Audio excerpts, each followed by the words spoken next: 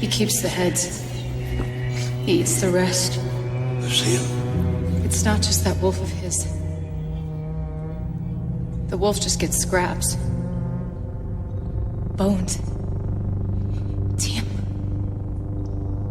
He eats people. He cooks them like they were steaks. Let's get you more. Just like they were steaks. Now he's got both of us. It's all right. Take a nice slow breath. Just look at the heads on the wall. The heads on the wall. The heads on the... Son of a bitch. Kept smiling that damn smile. Made me watch him suck the meat off my fingers. He made me watch. He made me watch!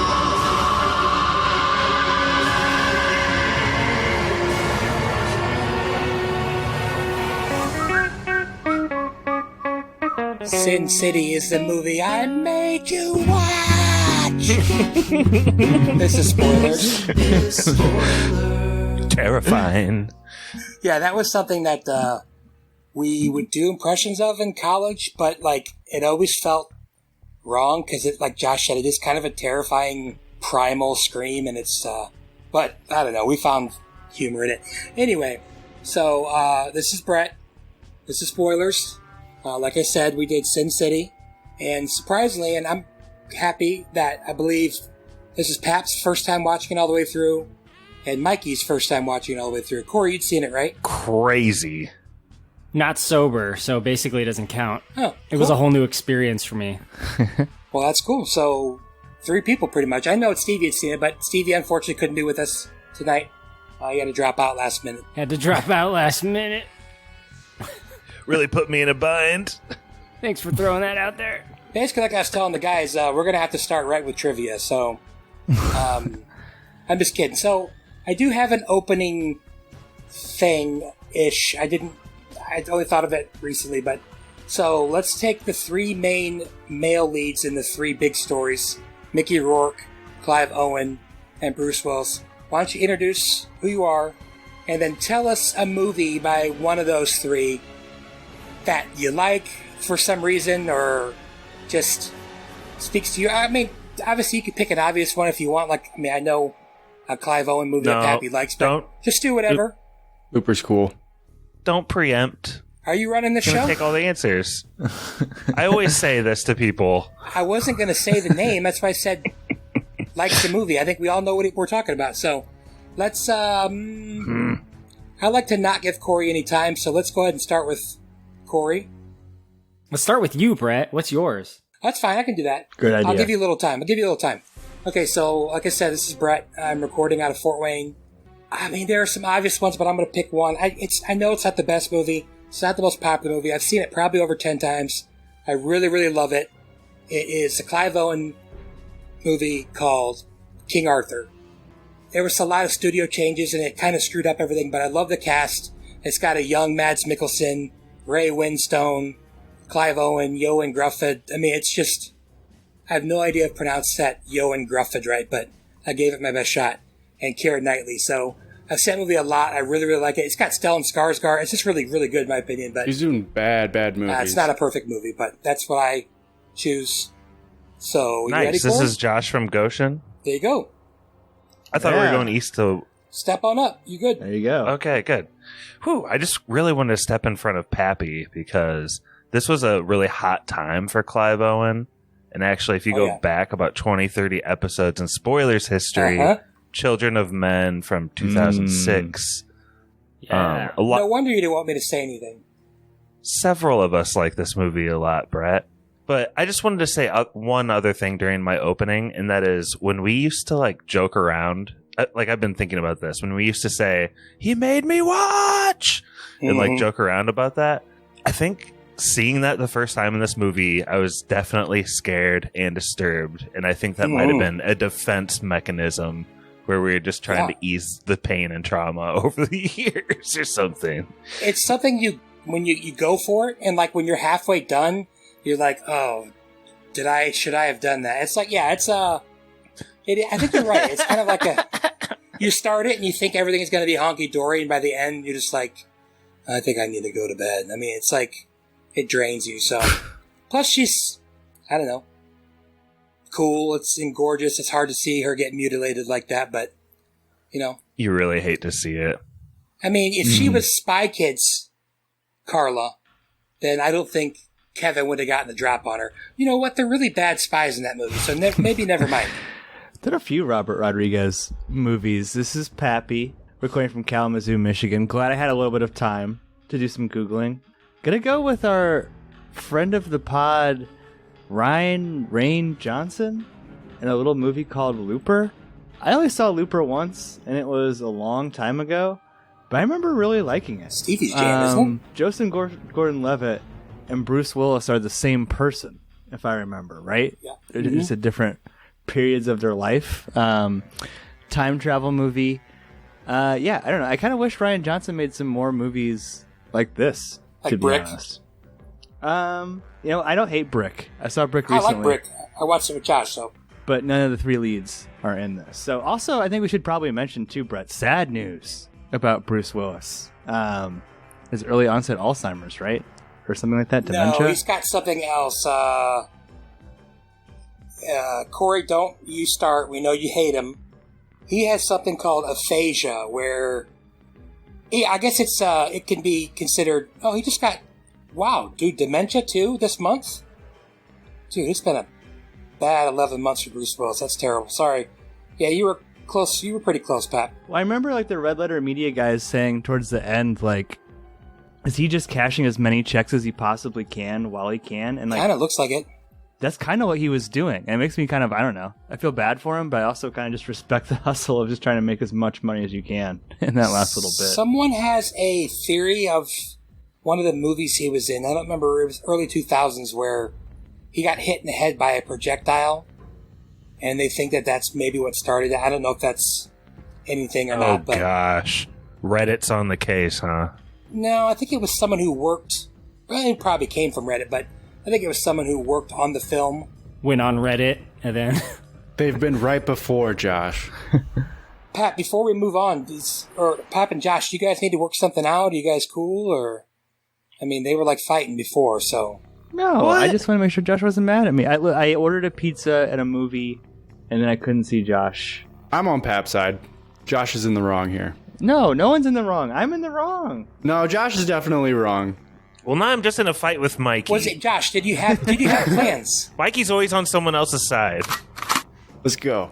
The plans were canceled, and then I made new plans, and the plans got uncanceled. Pappy, let me give it to him a little bit. The only reason I'm going to bring this up is because we're going to watch IU play Purdue and IU beat Purdue. It's neat. I get a chance to say that on the pod. It was a really fun game, but yeah, we didn't get a chance to watch the game. I think we're mostly just both sad, Pappy, and that's okay.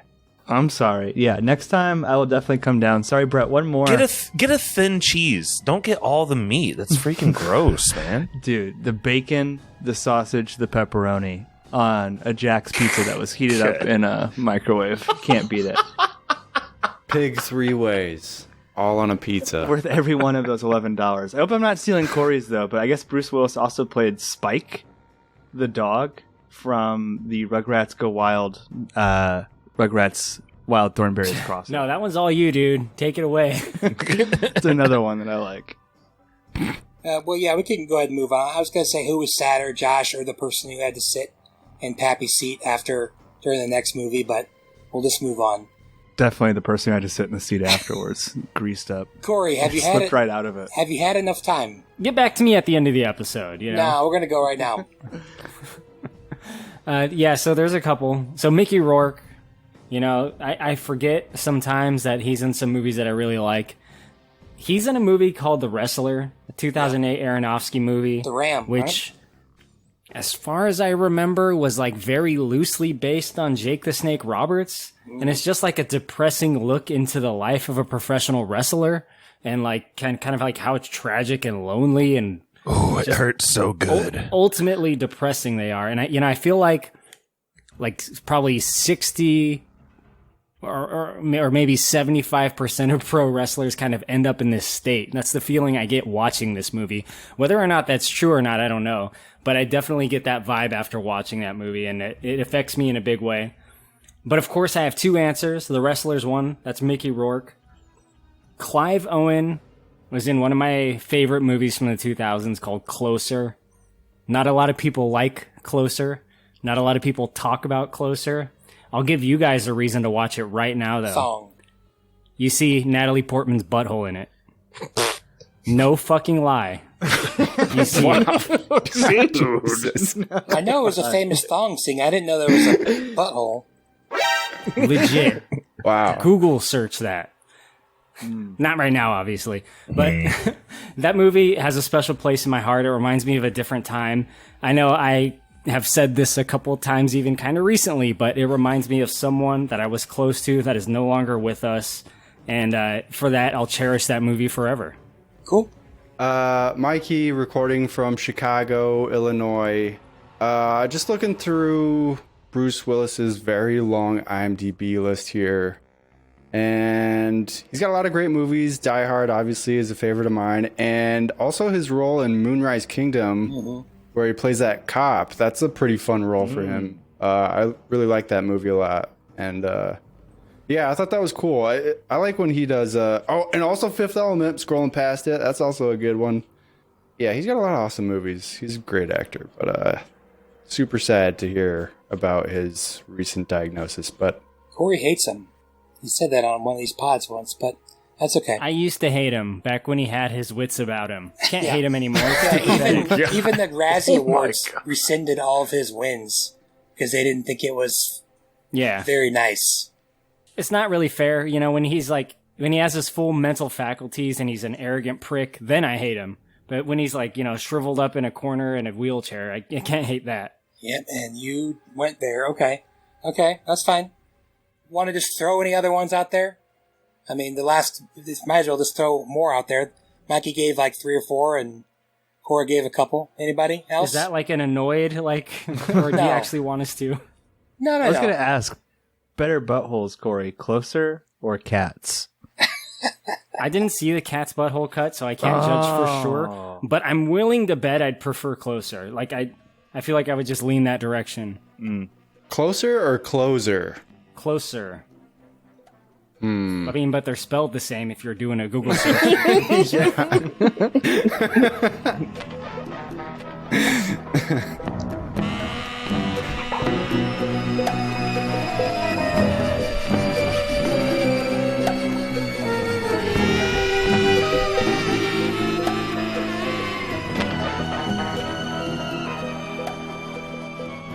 All right, so this movie is what is called an anthology film.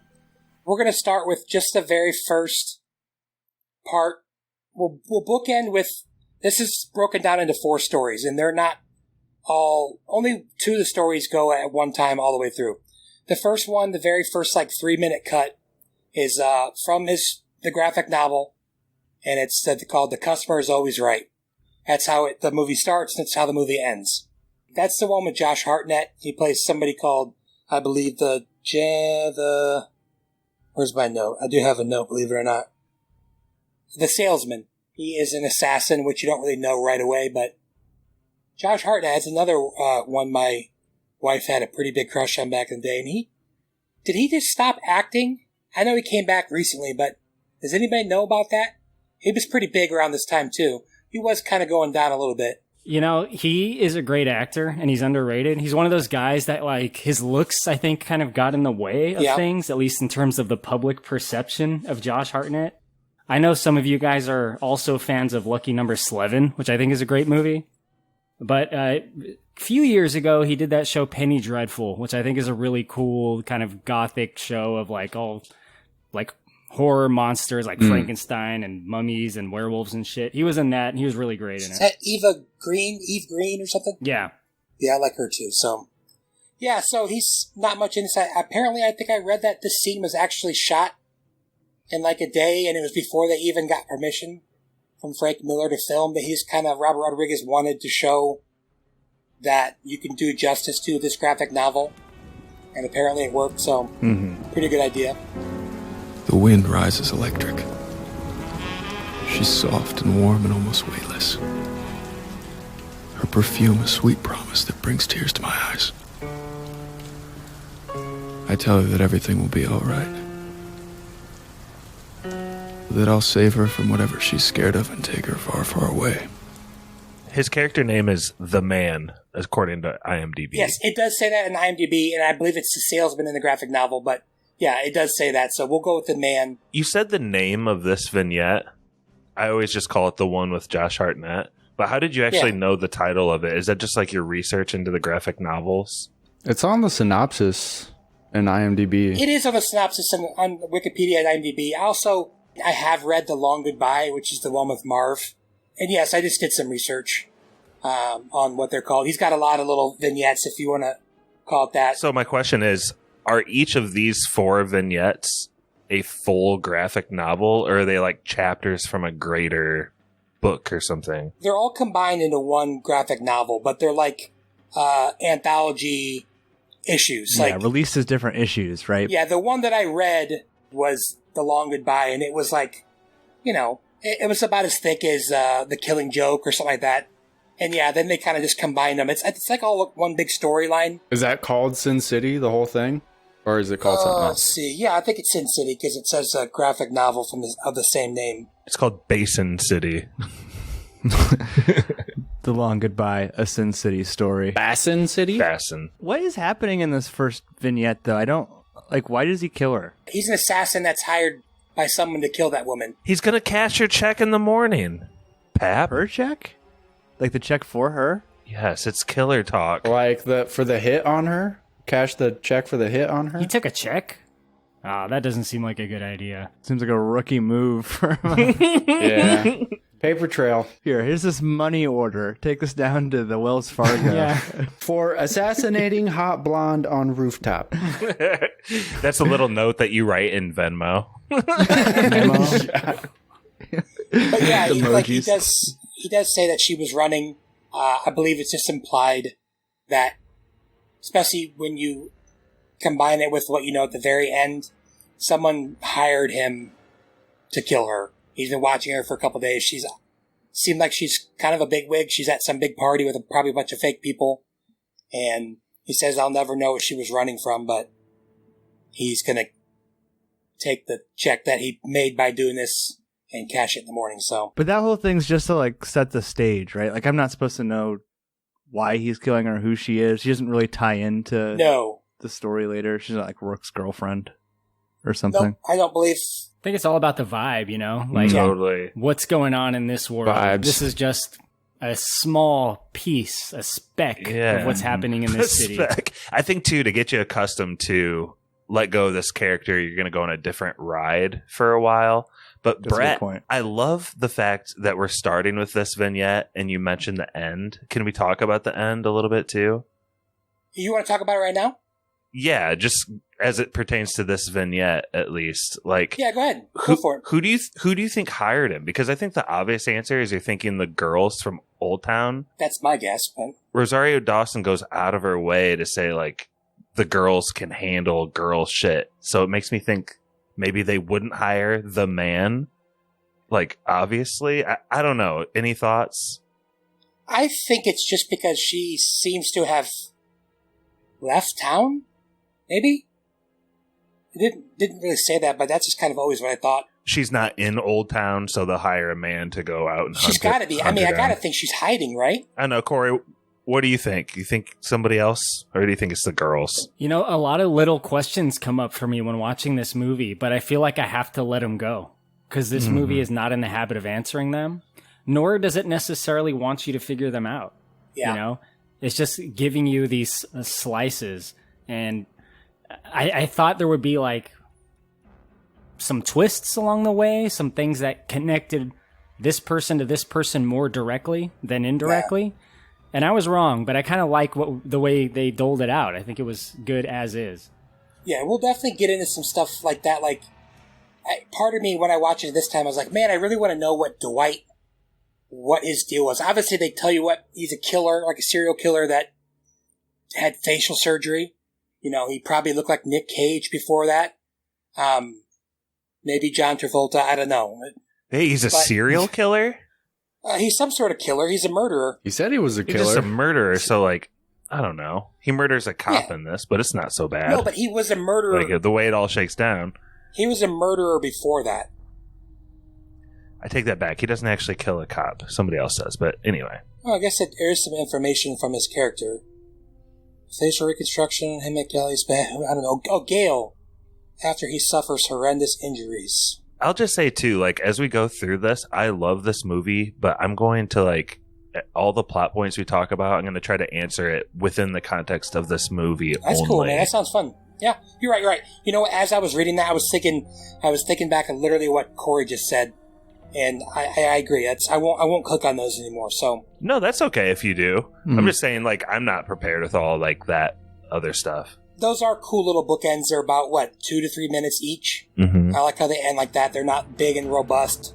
But even, I say robust, but like Korey said, like, there's a lot of information, but, like, not a ton of it ties together. I mean, it does, but maybe Korey was saying it asks a lot of questions, but it doesn't answer nearly all of them. So I feel bad that Pappy, like, saw the first thing and was like, oh, should I know this? What's going on?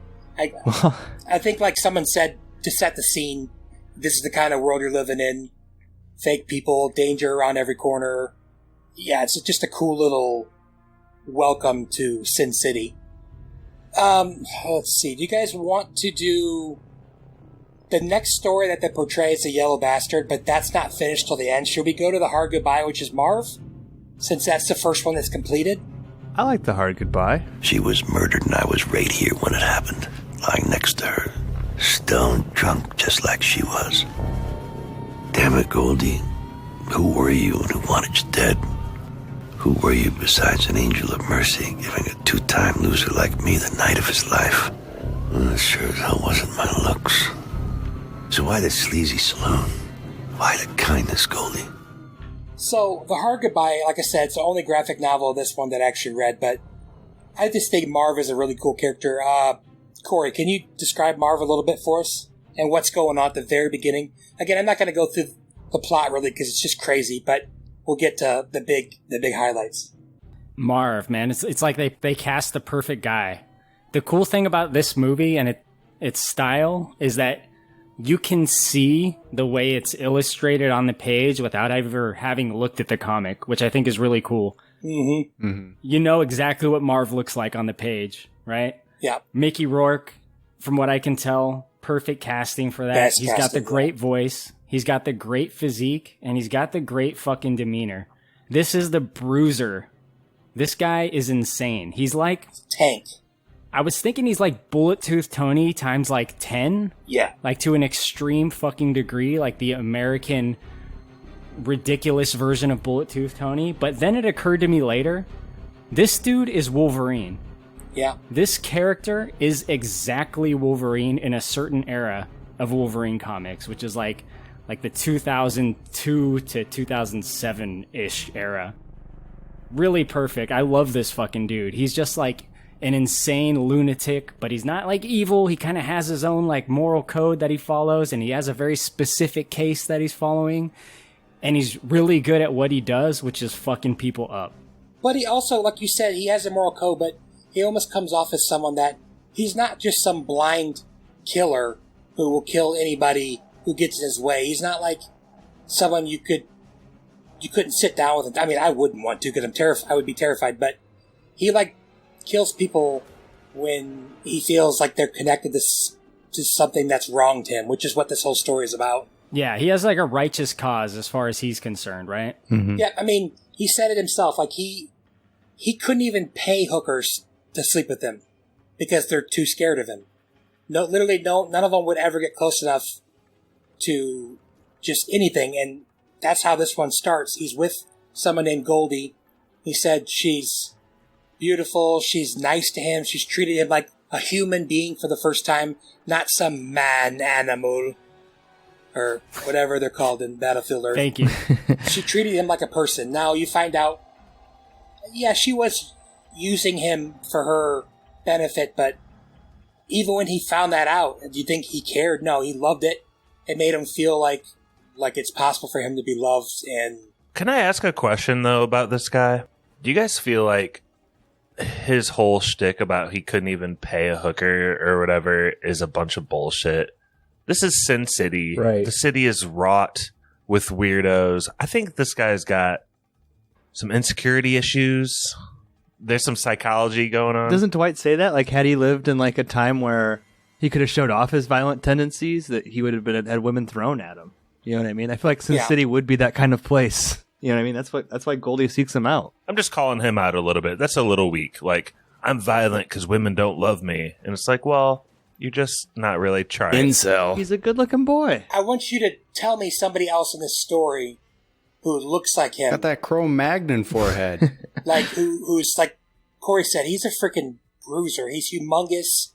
He's built like a Mack truck. You know how there's a couple points in this movie where there's like a couple of guys talking about a car, or that guy that gets shot in the face with an arrow? Women would rather have Mickey Rourke in this movie than any of those four guys. One of those guys is Nick Offerman, dude. Yeah, but he's too dumb. Really? Which one? The blonde guy with the bleach blonde hair. I actually did not know that. Clump or something like that? Isn't that his name?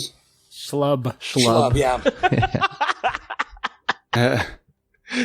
That is awesome. Bert Schlub. Briefest indulgement in automotive pleasure. For cheap thrills, such short-lived durability, Mr. Schlub. You would risk engendering ill will. Yeah, that's pretty funny though. That guy with gets the arrow. Like that's like you used the word shtick a few minutes ago. That's like shtick in the middle of a really dark movie.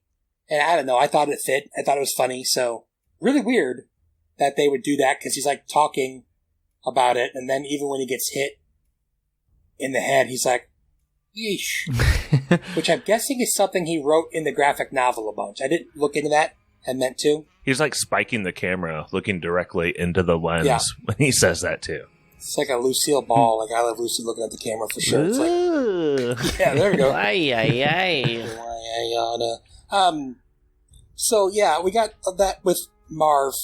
Goldie, he wakes up and Goldie's dead. And Josh, I feel like I remember you really liking Kevin's design and character, and not liking, but can you just like describe him real quick? Because you get to see him kind of. Yes. Josh identifies as Kevin. He likes everything about this guy. Kevin's middle name is actually Jafar, so it's definitely right up Josh's alley. For every like pound that Mickey Rourke has in bulk, in Wolverine-ness, like Korey says, Kevin is just a little guy. He's a little farm boy. He kind of looks like Rivers Cuomo. He kind of looks like Daniel Radcliffe. He kind of looks like Elijah Wood with a little nerdy haircut with glasses. And he kicks the shit out of people. He has these like little steel nails, which almost reminds me of a Wolverine thing too, Korey. Right? Yeah. And very comic book this movie, obviously, right? Direct adaptation, but yeah, there's so much like comic book stuff. Yes. He also has his own like superpowers of being super sneaky and fast. But I think what ultimately fascinated me the most about this character, and we can get into it here a little more, Brett, but there's like this religious side where he is eating souls, and he sees the light and talks to God and stuff, and that goes all the way up the flagpole, all the way to the top of power in this Sin City, and that's where this character's trying to kill his way up to anyway, isn't it? Yep, for sure. First of all, side note, Mikey, you gotta love the fact that there's another movie with Rutger Hauer where somebody sticks something in the barrel and the gun malfunctions. That's crazy. Yeah. What is the first movie? Surviving the Game. Your new favorite movie, Surviving the Game. Oh, Surviving the Game. Should have checked that barrel. He's an idiot. Falling for the same trick twice. But yeah, obviously Rutger Hauer wasn't involved in that, but he's the bad guy in both of those movies.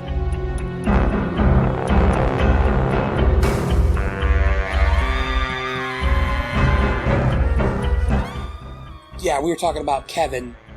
So, just a couple quick things. Marv is trying to find out who killed Goldie, why he was framed, because right when this happens, the cherries and berries pull up. He realizes he was set up. There's literally no one else who could know about this. So he beats the bejesus out of all these police officers. I love when he's like, I'll be right out, and then he busts through the door, and all the cops go frickin' flying. I think that looks so funny. And he escapes by driving his car into the water, and then he swims into a sewer drain like the frickin' turtles. Brett, I have to ask this question of Pap, because I have this note where this movie could have been maybe mistaken as like a noir or even a mystery or something. But Pappy, this is your first time watching it. When Mickey Rourke jumps down the steps and he clearly has superhuman abilities, like, what's your reaction here? I mean, like Korey mentioned earlier, it's such a comic book movie in so many ways. Not only that, like when he jumps down the stairs, but later when he's getting hit by Goldie's twin sister in the car, Marv does like 5 somersaults in the air. He does like a 980 in the air every time he's like hit by a car. Like it's like he's insanely strong. And honestly, I was thinking about this, and I think I put it in my letterbox review, but like we've done 2 Frank Miller adaptations, right, on this podcast. This and 300. 300. This has such a better like sense of humor and fun compared to 300, right? Like for me, Josh, it makes it like way more watchable. You know what I mean? Like even like when Clive Owen's flying through the air and he's got his like red Chuck Taylors, you know, he's kind of like pushing the air with his hands, or like when what's her name? The girl with the swords, Miho. Yuki, Suki. Yeah, gets hit by the grenade and just flies away. Like, that shit's cool. I love that shit in this. I think it's awesome. You guys are like more into the film aspects, but I love when they would do, like when Clive Owen's going down the tar pits, and is he black and the tar's white, or is it the other way around? It's just so cool looking to me. Or when, like, the white blood, which I read that they had a really hard time doing.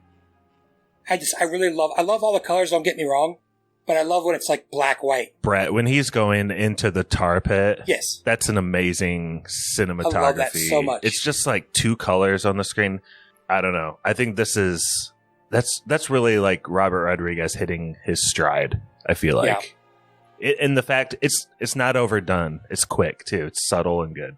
I like the high contrast on all of his bandages, on Marv's bandages, when he's like in the bathroom and it's just like pure white. It looks right out of a comic book. It's really cool. Yeah, I think of all the cool things that are in this movie, the one thing that always stuck with me was just how cool it looked. I mean, I would say Alexis Bledel, I don't know if that's how you pronounce her name, she's known for having green eyes. So, you know, her eyes are green, and it's a really stark contrast to everything around her. I think there's another one where someone's got blue eyes, and it's just, I just think it's all so incredibly done. I don't know how much, I know Robert Rodriguez is really involved in his movies, but like, how much of that is he doing? Is he doing all that stuff? Or is it like just his vision and the people create it? I mean, he's got to hire a lot of editors and CGI artists to be able to carry that out. But he is the cinematographer on this movie as well. It said shot and cut, I think. He also scored it. I thought you were specifically asking about like the color swaths. I guess my bad. I kind of like talked about one little decision, like the eye colors. But then I just kind of went into the broad, like macro of just everything looks so amazing. How much is that just his vision, or is he, like somebody said, you said he did the cinematography, and I think someone said he cut it all or whatever. So it's just impressive. Like Marv's blood on his face is red, but most of the other blood in the movie is white. And I think that was just like a decision of necessity. I was listening to a commentary, and that's what I think Robert Rodriguez says. That it just looked too weird to have white blood and his bandages on his face. But I think those splashes of color do add a lot. Oh, yeah. Right? Like there's a couple of times like the pill bottles in color. When they go in, what's the name of that bar that he goes into? That's one of the 4 practical sets. The rest is green screen, which again, I think Katie's? Katie sounds right. Yeah, but that's all in color, which is weird, but I like it. Like, I don't know why that part's in color, but it kind of helps. Brett, rewinding Katie's bar, yeah. all the way back, you were trying to bring us through the plot here a little bit, and you said whose house does he end up at? What's her name? Lucille. Yeah, you can get into it, but I just wanted to say another classic line here from him, Marv, when he's like, there's no going back. These are the old days, the bad days, the all for nothing days. We always used to like say shit like that to each other. Yeah, and I I'm love sure we that. did. That sounds right. So quotable. How the hell do you suppose I'm going to square this with the board? There ain't no squaring it, not this time. This isn't some barroom brawl. Or some creep with a gas can trying to torch some wine. Oh, hey, this is big. Settle down, Marv. Take another pill. Hey, there ain't no settling down. This is blood for blood and by the gallons. This is the old days, and the bad days, the all or nothing days. They're back. There's no choices left. And I'm ready for war. It all came back to me. Like, I swear we watched this movie probably, I'm not saying it was like, one of the ones we watched the most, but we for like a span of 6 months, I feel like we were watching this movie a lot. It was cool to get less than sober too and watch. This was really cool. We hadn't seen anything. I mean, I've never seen like a Scanner Darkly. Was that before this? Is that anything remotely like this? Scanner Darkly? That's a pretty cool movie. Super stylized, and it's like rotoscoped. The whole thing is like rotoscoped. Is that Robert Rodriguez too? No. That's... I don't know who did that one. There's a lot of people in that as well. It's like an ensemble cast. But yeah, that's a very stylized movie as well. Just real quick, while Brittany's out in the hot tub, which we just got a hot tub, and she's like super pumped. And I've said this to her before, but just as a really side note, I don't know if there's ever been someone who's more gorgeous and sexier on a screen in a movie ever than Jessica Alba is in this movie. That's just my opinion. I thought you were going to say Brittany Murphy. Come on, man. No. You're going to say Carla Gugino. I guess a yellow bastard. But no, I don't think I just think that's unreal. She's like 22, 23 there. Also, as what I was hinting at earlier, in the graphic novel, she's topless like the entire movie. So, it would have been cool if he would have gone that way, but I don't think he would have gotten Jessica Alba if that was the case, but I just wanted to throw that out there. And yes, I said earlier, Carla Gugino or whatever, I think she's just drop dead gorgeous, and she's gorgeous movie. Hey, if Brittany Murphy's your type, or if Yellow Bastard's your type, Pap, Pap, then, hey, I'm not going to judge you. I want to see what that weird dick's about.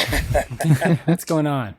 Let's see it. Yeah. Do you guys think Robert Rodriguez, like, a lot of, like, movie making magic is about making violence grittier, bloodier, violenter? Cool. But here he's like making women hotter or something? Is that like an art he's pulling off for you guys? I think they're all gorgeous women anyway, but I agree with you. He's sexing up the sexy or something? Oh, yeah. Damn him. I know. He's cancelled. That feels pretty comic booky as well, though. Like, if you look at, like, the X-Men, like, the female roster is all, like, super fucking smoking hot. Look at the at least Snap, in animated the form, pictures on Snap, Korey. It's, like, Rogue. insane. God damn. Yeah, no. Titania. Yeah, the Snap. Titania. Those Snap variants, bro. Dear God, the Titania. She's wearing 80% of her cleavage is showing. It's a miracle that there's no nipples There's showing. a White Queen variant that could be like a Hustler cover. I'm going to need you guys to take some screenshots and let me verify these. What's funny is Mikey was like the one that I feel like got us all into Snap, and then he immediately is like, yeah, I don't play Snap anymore. I'm like really interested in insert game. And now Korey, Did you see Josh, he and left the group talk about officially? It. Yeah, he literally left the group. He started actually it. left the group. I got them all addicted to the hentai known as Marvel Snap. And they've wasted so much money on it. My wife and I, literally 35% of the conversations we have are about being ticked off about what we get in the cash. Oh, great, another variant. Oh, cool, credits. Oh, I mean, it's like we won our freaking cards. You guys are still playing like every day? Oh, God, yeah, I play every day. Shit. All of you guys? Yes. I got to finish my dailies. Yeah, you better finish your dailies. You got a couple hours. I got the Titania. Okay, holy gee. This is like our 4th or 5th season I've played. I'm sorry, Pap. We know the fans. Hey, we know the fans love our snap references. Was that Brett? Was that Derbs? The chat. It's gonna sound extra funny like 6 months from now too, when this comes out. You got Titania up in there? Yeah, that's a cool card. Oh, That's Titania. That's Titmania. Yep. It's no coincidence that the first 3 letters of her name. All right, sorry, I'll try to get us back on the rails between here. the Cruel Intentions posters and Titania, there's a lot of very boobage thirsty right now. There's a lot of boobage on the screen. I think you're right, Josh. This movie did sex up the sexy. Okay, yeah, sorry, got us all. It worked. Okay. So, trying to think. He goes to Lucille's house, and then is this about when he gets run over by Goldie 2? Wendy? Yeah, Wendy. Who's her identical twin? And like someone was bringing up earlier, was it UPAP where he gets hit and does like an 840 or whatever, just getting blasted, but he's pretty much invulnerable. So, Is this a fast food joke? What? If you, like, best case scenario, fast food, you get McDonald's, Golden Arches, but, like, if that's been Wendy's? obliterated, yeah, you have to get Wendy's. Geez, I didn't even think about that. It's like, okay, I guess I have to eat something today. And the third sister, Popeyes. Wendy's is superior. Wait, who's the third Wendy's sister? isn't superior anymore. I feel like it's gone downhill. Anyway, she gets No, Pap, who's the third sister? I said Popeyes. Popeyes, yeah. Oh, jeez. So Wendy and her cousin Arby, they're running over Marv. And then Can I say, too, this is about Absolutely. when Josh called me to try and get plans back on track. And I was like, yeah, maybe I'm going to see this movie. But then I was like, by the way, Josh, is this like a bunch of different little stories in this movie? Because I was so confused at this point. I'm like, wait, yeah. Wendy's back? I didn't like, I don't know. I wasn't like following it at this point. I was like, I feel like I've seen 3 different little stories. I have no idea how these are connected. well, they try to throw you off because he's like, oh, I don't take my medicine. I must be blah, blah, blah. So, which he wastes a lot of medicine. He drops about half that bottle in his car. But anyway, he ends up getting with Wendy. Actually, one of my favorite scenes in this movie, they have him tied up in Old Town, and they're beating the crap out of him. And then he convinces them that he didn't kill him. And it's like, oh, okay. And then he's like, basically, I gotta go. And he takes all the ropes they had him tied off on. And this cracks me up for some reason. They tied him up really good. I mean, they're hookers, so they know ropes, They know how to tie it. But You know how when you're like making a movie or taking on a huge creative endeavor, everyone's like, what's the point? Like, what do you have to say, Robert Rodriguez? And I feel like he has something to say about like women getting hit. It keeps coming up in this movie. Every story has like a different take on it, whether it's Clive Owen slapping someone so they'll shut up, or no, that's what Marv does in this one. In Clive Owen's thing, there's like, that's wrought with domestic. I don't know, like why. That's maybe one thing that hasn't aged as well for me, Brett. I'm sorry to say. I was going to say, it's like a dying artifact. Like, you'll never see a movie where someone like Clive Owen punches a girl and then they start kissing right away, right? Like, that's somehow like kind of like a turn on for her. Like, I'm not even like saying any judgment on this, but they would just never make that. he knows that she's into that. But yeah, no, I mean, I don't know. I'm just saying, like, It's- because of the criticism alone, they wouldn't do that. And I think, like, doesn't Marv punch Wendy for like her own good? Yeah. You know what I mean? He's like, I don't want you to see this type thing. Like, they would never do that now. Oh man, I hate it when guys punch broads. I never liked that. Yeah. But just for their own good, when they don't get spooky dreams. I know what you mean, though, Pappy. It's like people don't even want to have the conversation. It's like, I just don't want to have this annoying conversation with Right. people that are going to bitch. So let's just not do it. Like, even if they feel that it's justified in a movie, I feel like they might second guess and be like, I don't know. Do we want to have this talk with people? They're not going to fucking listen to us, I feel like they would look at it as like a liability. Like, oh, people are going to just dismiss this movie out of hand if we have Clive Owen do this. Let's just cut that little bit. That's their Like problem. it'll become the headline. No, or well, something I'm saying if of you it. like, but if you're the producer, then it's your problem if you're losing money. You know what I mean? I'm saying it's did they like see dollars it? and cents. Did they pay for the movie? Well, probably. Then Probably right. that's their problem. I remember this is a fake world. This is not a good world. This is a bad city with bad people. Clive Owen. You're telling me this ain't real? This is BaSIN City. It's not real. You can't shoot Bruce Willis 20 times and he'll still live? That is wild. Bruce Willis is a bad ticker, too, and he gets shot 1,000 times. Marv is the one that takes the most damage, though, for sure. Yeah.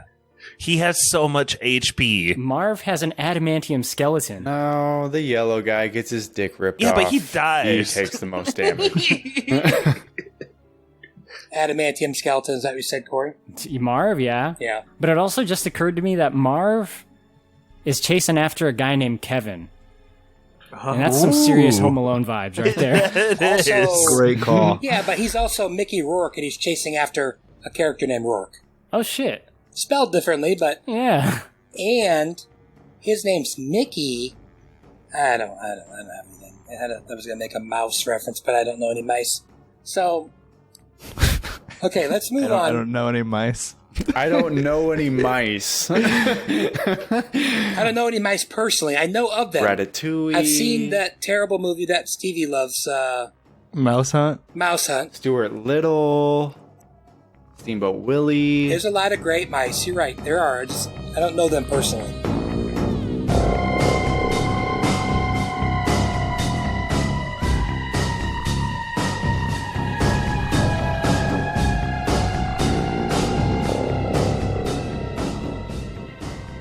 So let's try to get back on the rails real quick, finish out this long goodbye, and then we could just kind of move on. So he goes with Wendy. They figure out that they're going to the farm. I think all 3 stories end up in the farm or close to the farm at some point. And this is where he gets ambushed by Kevin, and it's a really cool fight scene. I always thought it was really, really cool. And then Kevin, like Josh says earlier, just kicks the bejesus out of Marv. And it's a really cool thing where he's got really good hearing, he's got really good eyesight, everything, and he doesn't hear anybody. He's completely at ease.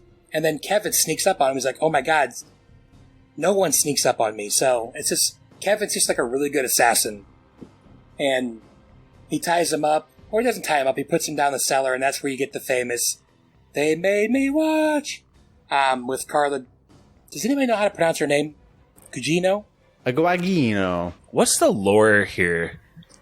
And if you need to mean? look up the comic or whatever, that's fine. But at least from the movie, what do you guys get? Like, he's involved in a cannibalistic ritual, so he'll, like, eat these people, and he gets into an ecstatic state when he does it? Yeah, what's the symbology here? Mm-hmm. I see God when he does it. And he's a great singer. He really rounds out the choir. Yeah, the voice of an angel. Beautiful voice, yeah. I don't know, Josh. I think he's an obvious, like, psychopath who only comes out of a shell when he met Cardinal, who brought out the worst in him, what the Cardinal would think would be the best in him. Did you guys see the deleted scene where he does talk, though, so you hear his voice? No, I haven't. No. Like, woo-hee! Really? No, Michael Jackson? Yeah, wouldn't that be funny, though? Here's what I don't understand, though. You're talking about, like, what's the lore here? He has the basement on the farm, and he's got the heads of the 5 different, like, prostitutes he had killed in the past. Did Goldie break free or something? Like, did she escape the farm? Like, This why makes are they no sense. Why are they chasing Goldie? Yeah, I don't know. I don't get that part. Kevin killed Goldie just so there's a guy who's been accused of killing all the prostitutes, I think, is what they're just setting him up. So they let Goldie go? Like, they let her, and they knew she would do that? Like, find the biggest, baddest dude for protection? Maybe when people are picking, the prostitutes are never vulnerable, but they're getting picked one by one. So one of them left? I don't know. That's a good question that I don't have the answer for. That's a good question because, like I said earlier, all the ones that he kills, he wants to do this cannibalistic ritual and, like, eat and see God or whatever. So, like, the fact that the first thing we see him do as a moviegoer is, like, a really stealthy poisoning or something kind of throws that whole thing off a little bit. Well, I just don't understand, too, why Goldie would run to this random bar there's a whole district of town that's underneath her and her twin sister and her friend's control. You know what I mean? Like military weapons control. Like, why would she not run there? Mm-hmm. Yeah, I don't know. Good point. Just kind of trying to look it up, even though we kind of said we wouldn't do that. She worked the clergy. I will say that's a very like nitpicky complaint, and Sin City does a great job of establishing like BaSIN City lore as a place. You know what I mean? The farm and the tar pits and Old Town. I don't know.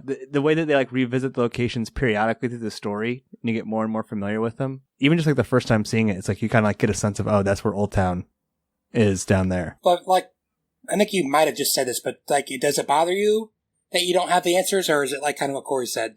Did you just answer that? I don't know if it bothers me that you don't know. That one does bother me though, because it's like it's supposed to be a murder mystery where you're like figuring out a means to an end, and it doesn't. Yeah, that doesn't pay off. Yeah, but he also kind of figures it out in about 6.5 minutes, so it's not much of a murder mystery. There's stuff that I do want to know more about, like why is he doing all of this crazy cannibalistic stuff? And yeah, is it all just for singing? Like, what is what's the cardinal getting out of it? A sick ass choir? That's pretty weird, dude. Whoopi Goldberg to bring the best out of them. Somebody got that joke. It's this track too. I don't know. I like the culty aspect that's not being explained more. Yeah, I mean, there might be other information in other graphic novels that feed into it. I don't really know. So it's just weird because it's like this Cardinal Rourke and Kevin presumably trap humans, cut off a limb, and start eating it, and then they start communing with God. But like, how does that conversation go? Like, oh, you guys are down to the kneecap, huh? Nice. So anyway, let's talk about some real issues. What song are we singing next Sunday? Kevin, what solo do you want?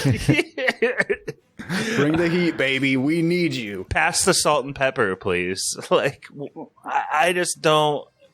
The mind boggles at how this whole thing could play out, and how any like good loving God would be like, yes, I'm so glad you killed and cannibalized someone so we can speak. Great. This is good. When he came to me, he was a tormented boy. Tormented by guilt. I tried to counsel him. But the eating, it filled him with white light. Tearful, he swore to me that he felt the touch of God Almighty. What the hell do you know? I know it's pretty damn weird, these people. I was listening to the commentary with Frank Miller and Robert Rodriguez, and Robert Rodriguez was like, it was great to have Frank on set, but we didn't, and it was like both of them there. It was great to have Frank on set, but you didn't give us a lot of answers, Frank. Like, he asked, why are there dinosaurs by the tar pit? And Frank Miller goes, because it looks sweet. And he's like, it does look sweet. Fair enough. So I don't know. Like, I think some of it is just, it looks cool. And it does. I'm not asking those questions while I'm watching the movie because there's too many other mysteries and things to figure out, right? Mm-hmm. Did you guys catch Frank Miller actually in the movie? Yeah, the priest. Yeah, it's Padre. Yeah, he's the priest. Best Frank Miller cameo since RoboCop 2. The one that gets shot, or the Cardinal? Yeah. Oh, okay. The Cardinal is Rutger Hauer from right. Blade Runner, and more well known for surviving the game. Pappy, what do you think? Neo-noir movies featuring Rutger Hauer, good or bad? Mostly boring. No, I don't know. This movie is definitely not boring. This movie's not boring at all. No, it's all right, not. so that is an elephant in the room for me, at least, is Pappy is, he's not like a hater, but he's made it known before that he doesn't, like, is it just noir or neo-noir? Because this movie has, the dialogue is very noir-y, too. You fool. Mm-hmm. And Michael Madsen, like, if you didn't know that was noir, you'd be like, dear God, Michael Madsen cannot act. Because he is just... No. Dude, he is... I think he's rough in this movie. What are you talking about? I think everyone's good but him in the first part. Holy shit. I like Michael Madsen. I know he's trying, to do the whole noir thing, which is like the theme for some of these storylines, but I just felt like, man, he is out of his depth. Damn it, Hartigan. I won't let you do this. You're gonna get yourself killed. You're gonna get us both killed. I won't let you. I'm warning you. I got my coat, Bob.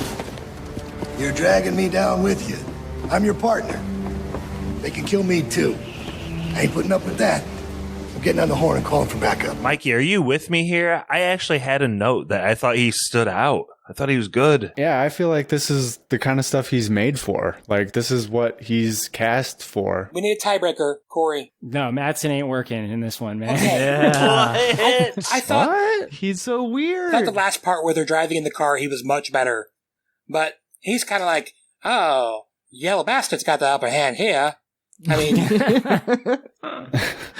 Yeah, his cadence is so weird. it's very weird. And again, it's not like, it's like when Brittany Murphy does it, it fits because she's obviously trying to be like the Southern Belle in a neo-noir film from like the 40s or whatever. You fool.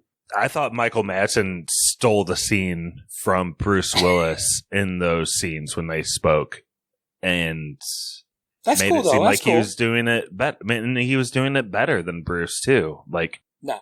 much respect to Bruce and his condition, and Corey's already spelled that out. But Michael Madsen, well done. Sorry, Pap. Go ahead.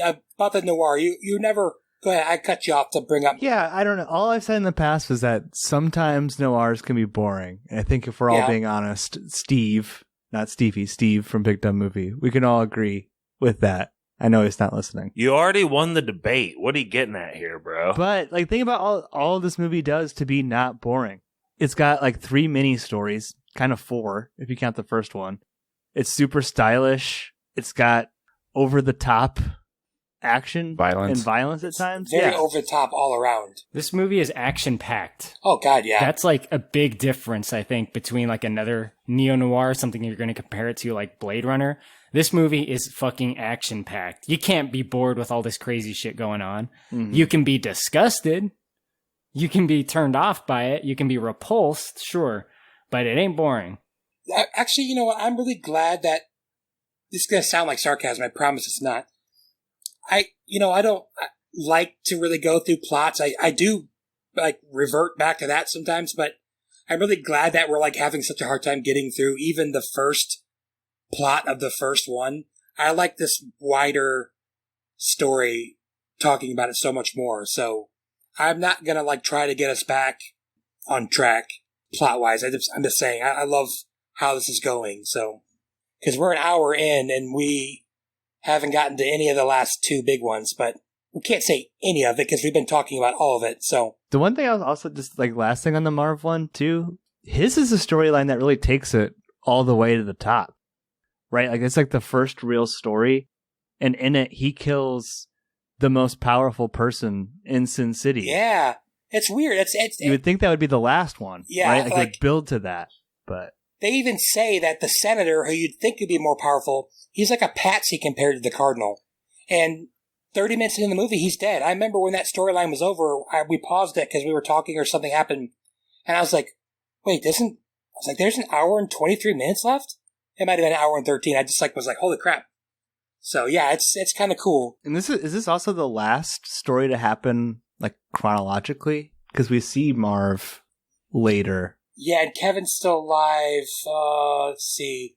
Who's in the middle one? Clive Owen? Is that the night when Bruce gets in the bar? Is that the night that Clive's there, or is it just a normal? Because you see Marv. So yeah, it might be the last one. I don't remember the order of the comics in the graphic novel. Big Fat Kill, Dame to Kill For.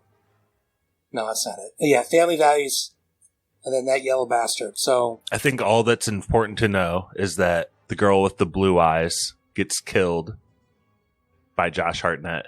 And that is probably the last chronological thing to happen, right? Mm-hmm. And I bet if you look, yeah, I would think so. his first assassination, everything happens like between that. It's all just like a Tuesday for Sin City. Yeah. Great, yeah. For me, it was a Tuesday. Jerks. They should have shot me in the head, and enough times to make sure. It's so stupid. Everybody knows what's coming, but they go through the motions anyway. What a waste of time. Months fall off the calendar while I breathe and eat through tubes. Night after night, I wait for somebody to come and finish me off. After a while, I realize it's not going to be so easy as that. So Marv, he gets his kill, he gets his ultimate revenge, right, against this religious figurehead. But he gets taken in by the cops, but not just taken in, right? In classic Sin City fashion, he gets shot 1,000,000 times and lives, right? And I really like the way we see that kind of unfold. He gets shot a bunch of times, and then like doctors are just like operating on him. And then it's like, finally, after months of being in the hospital, there's no way he'd ever survive that, but fine. After months of being in the hospital, the cops are just beating the ever-loving shit out of him. So he's basically just like, after getting his revenge, after kind of like completing the case, the short remainder of his life is absolutely miserable. Mm-hmm. It's just beatings, then prison. No visitors. And then they put his ass in the goddamn electric chair. He must be in Texas. They bring him back to health so they can beat him to shit so that he can get back to health so that they can put him to death. It's insane. I don't understand why they did that. Well, they want him to suffer. I mean, they shot him 40 fucking times. Why didn't you just pop him in the head? That's what he wanted. But he's also been shot in the head a couple times, hasn't he, and lived? He does say, I wish they would have shot me in the head, but... He lives through that all the time. Do you want me to take us to the very end then, Brett? I got a good segue to the end here. Go ahead. For his troubles in helping track down Goldie's rightful killers, he's sentenced to death from all this. And Goldie's dead, so his last meal he has to settle for Wendy's. Unfortunately. I know you like Love that, Brett. Hey now. Yeah. But the big setup is, and I think a huge thing we've always remembered from this movie, Brett, is that they put him in the electric chair, they pull the trigger, he gets shocked, doesn't kill him. He just like kind of laughs at him and spits, and they have to shock him more to death. And like, it's a great death for this. He tortures people. He's a pretty terrible person sometimes, but like, you love him. He's like a teddy bear by the end of it, get in the electric chair. And unfortunately, to make matters worse, and he does feel bad about this, but he's about to be dead, but he gets blamed for all the murders, even Lucille. He was kind of ticked about that, but that's what you get for killing the most powerful person in the state, so... Worth it. Totally worth it. Bang that hooker Goldie or whatever. Mission accomplished. Do you guys like the Terminator eye going out to show that he died, or... Oh, to the heart bed or whatever? Is that what it was? I'm trying to think. They show his eye. He's got the red dot in it. That's the DMT kicking in, bro. Right, yeah. That's his cerebral cortex flooding with DMT. Hey, Pap, can you maybe get us started on the next one, which is called The Big Fat Kill? Talk about maybe Shelley and Jackie Boy and Dwight, just kind of like the beginning at the apartment. Yeah, so there's no like title card or anything in between these little vignettes. You can kind of tell when it's done, like what Josh said with like the DMT trippings of Marv, but it just then I think just fades in to this next story. You got Benicio del Toro as Jackie Boy, who is insanely drunk. Mikey, I love Benicio del Toro in this movie. I love the way he like talks and stuff. Do you like him too, Mikey? His prosthetics too. Yeah, I was trying to like...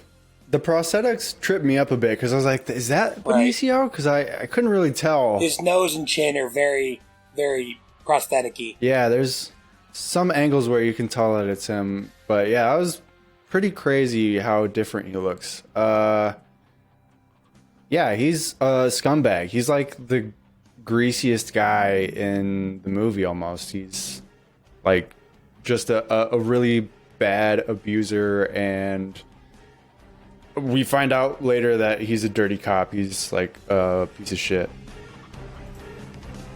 I just love the way he talks, though. No, you. It's so funny. He's already cool talking, but yeah, it's like really slow and deep and gravelly. It's like really, really cool. None of these bozos got lives. They gotta hang out with you. You're gonna love this, baby. You're gonna call up some of your friends who work the saloon. With you and the bunch of us, we're gonna hit every joint in town. It's just gonna be great. I ain't calling up nobody. Then who plays the waitress? Brittany Murphy. Brittany Murphy, that's Korey's girl. He's like so freaky because you meet him and he's like Mikey's saying, the scummiest person. You wouldn't want to be within 50 feet of this guy. He hits women. He has like a crew of the grossest looking human beings around. He's sweaty. He just has this like weird way with people too, where like every conversation he's in, especially if it's a woman, turns into like a weird proposition at some point. But then there's this turn where you realize he's like also to the public a hero cop, not just any cop, but like kind of he's like untouchable. And it's just like makes you want to puke in your mouth. He's like in the stage of his career where he's just like greasing it up. You hate to see it, guys. Yeah. He's covered in pap grease. Yeah, for sure. That's the Meat Lovers Pizza leaving a movie, Pappy, right there. So, Josh, Pappy set the scene. Why don't you, like, kind of finish the scene that leads with him jumping out of the window? I think there's a scene here in this apartment, Brittany Murphy's apartment, that you could break down for the blocking. Because there's some interesting stuff going on with kind of like Brittany Murphy talking to the side with Clive Owen on the inside, and like Clive Owen sneaking around the apartment and then like being on the windowsill even further on the outside. I get the feeling there's some really cool like panels in the graphic novel that allude to all these scenes because it just looks really cool. But anyway, like basically when it's not Marv. What is Benicio del Toro's character's name? Jackie. When Jackie Boy it's Detective Lieutenant Rafferty, but Jackie Boy needs to take a pee in the middle of the pod, and he goes over to the bathroom, and Clive Owen is like hiding in the shower. He puts a knife to his throat, and he's got a pretty cool line here. Something about how like, I'm the new boyfriend and I'm out of my mind. I will slit your throat. Get the hell out of here. And then he nearly drowns him in his own piss. I'm Shelley's new boyfriend and I'm out of my mind. You ever so much as talk to Shelley again, you even think her name, and I'll cut you in ways that'll make you useless to a woman. You're making a big mistake, man. A big mistake. Yeah? You already made a big mistake yourself. You didn't flush.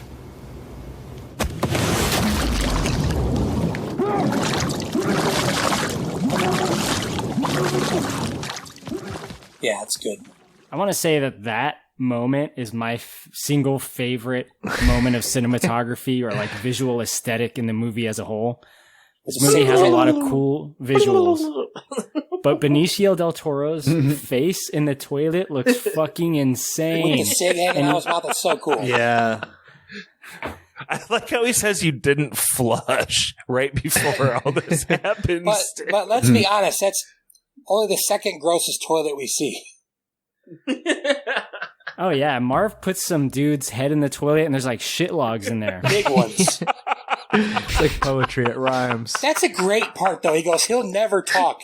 Then they literally show him driving and dragging the guy's face on the ground. Then he goes, he talked. That is freaking awesome. There's a couple recurring things in this movie. One of them's a head in a toilet, and another one is genital mutilation. Oh, yeah, that's what I said to Brittany. I said, man, they're shooting a lot of dick and balls off. I think they say, like, take away his weapon, too, right? Don't they call it a weapon? Yeah, well, that's what Bruce Willis says. I took away his weapon, both of them. But, like, Marv shoots somebody in the balls, that first assassin. He's like, oh, I guess I aimed too high. But, yeah, that's a theme, I would say. The toilet scene we're at, though, Clive Owen nearly drowns Jackie Boy here, but he lets him go, and he jumps out of the apartment window. Brittany Murphy tries to reason with him, and this is probably one of the best parts of the movie. This is so corny, but I love it. There's this whole thing in the movie where she yells down at him as he's jumping away to go chase after this lunatic so he doesn't hurt anybody else. She's like, stop! But later he realized she's actually saying, it's a cop. So the way I said it doesn't do the movie any justice, obviously. But like, I really like that, guys. It's cool. Well, it's hard to hear when you're falling at the speed of gravity 30 flights down straight on the pavement. You might miss Mikey, some things. He's got Converse on. He's got Chuck Taylor's on. He's fine. So he's got absolutely zero padding in his shoes. His ankles are fucking toast. He when broke physics and he rolled both his ankles outwards. This man's gonna have the hardest sprain you're ever gonna see. But yeah, so he cuts out because all of a sudden he could have killed him in the bathroom, but then he decides, wait, I gotta kill him. He's a bad guy. So he starts following him, and then Mikey, why don't you go ahead and explain to us real quick? We'll get into this chunk, and then we'll get into the big thing. So where do the scumbags end up going to? They try to get like some prostitutes, right? But they call that Old Town.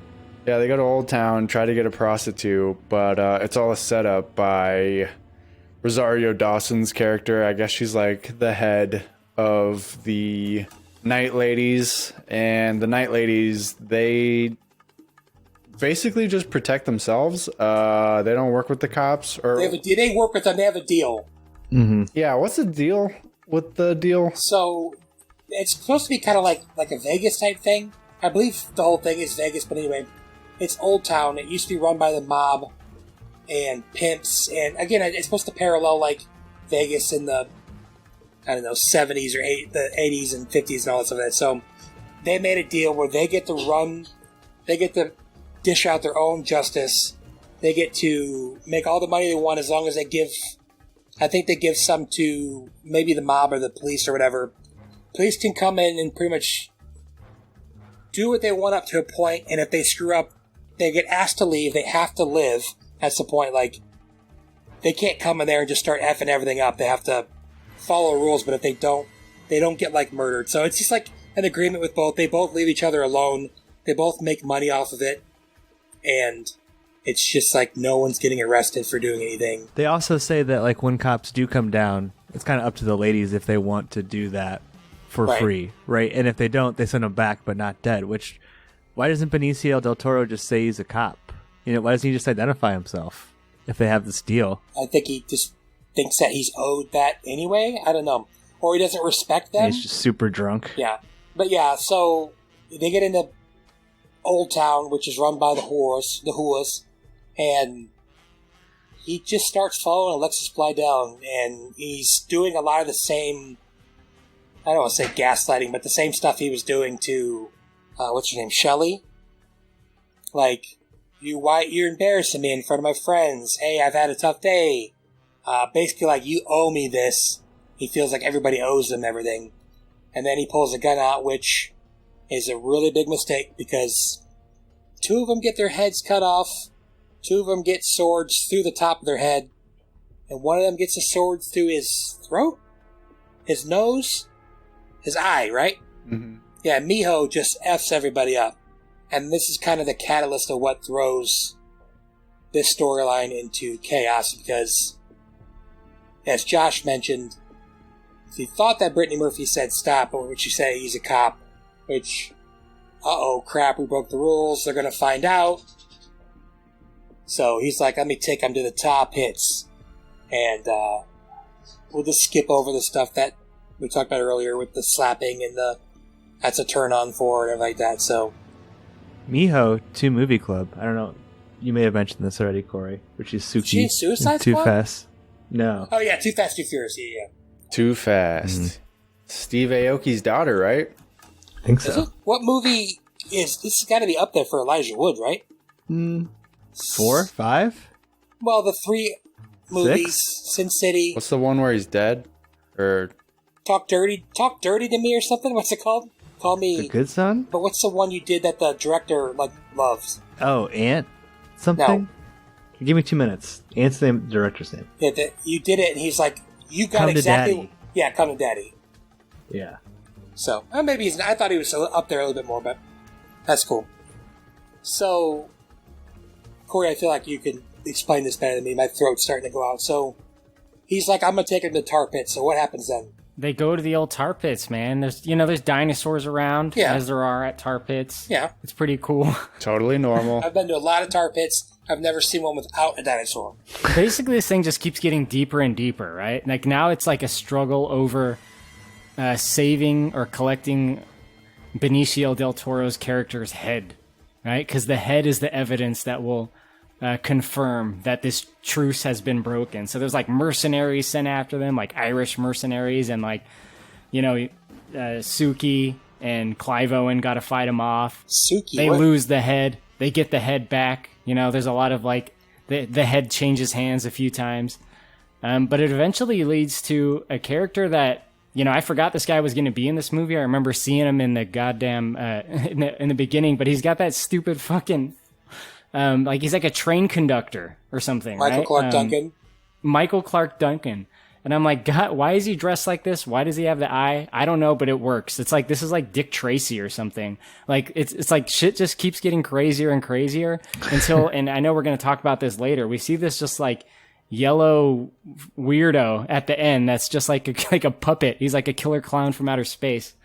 But it gets to a point in this part of the story. I know I'm getting ahead of myself here, where the girls from Old Town, along with Clive Owen, they have a little bit of a showdown with the mobsters in the alley. And again, it's all about exchanging this head, which is like damning evidence. Yeah, I feel like, this is my bad, I didn't set you up for this. I feel like on this podcast, since we have a lot of worshipers, I'd be remiss if I didn't point out that Quentin Tarantino actually directs the scene where he's driving and having a conversation with the dead Benicio del Toro, which has some of the coolest colors. I think that's a scene where you're driving and there's like this little glow of like green, blue, red. But I was going to ask which one Tarantino directed. Like, where is that in the movie? And that's good to know. That might be the best scene in the movie. It's really cool. With like when he goes with the deep voice that Pappy was talking about, and then his head lolls back and it's all like really breathy. Yeah, it's really cool. The colors are really cool. Once a smoker, always a smoker. It sounds like some kind of Beetlejuice almost. He's wild in that scene. It tells you something about your state of mind, don't it? It's got you hearing things, got your nerves shot. It's got you smoking.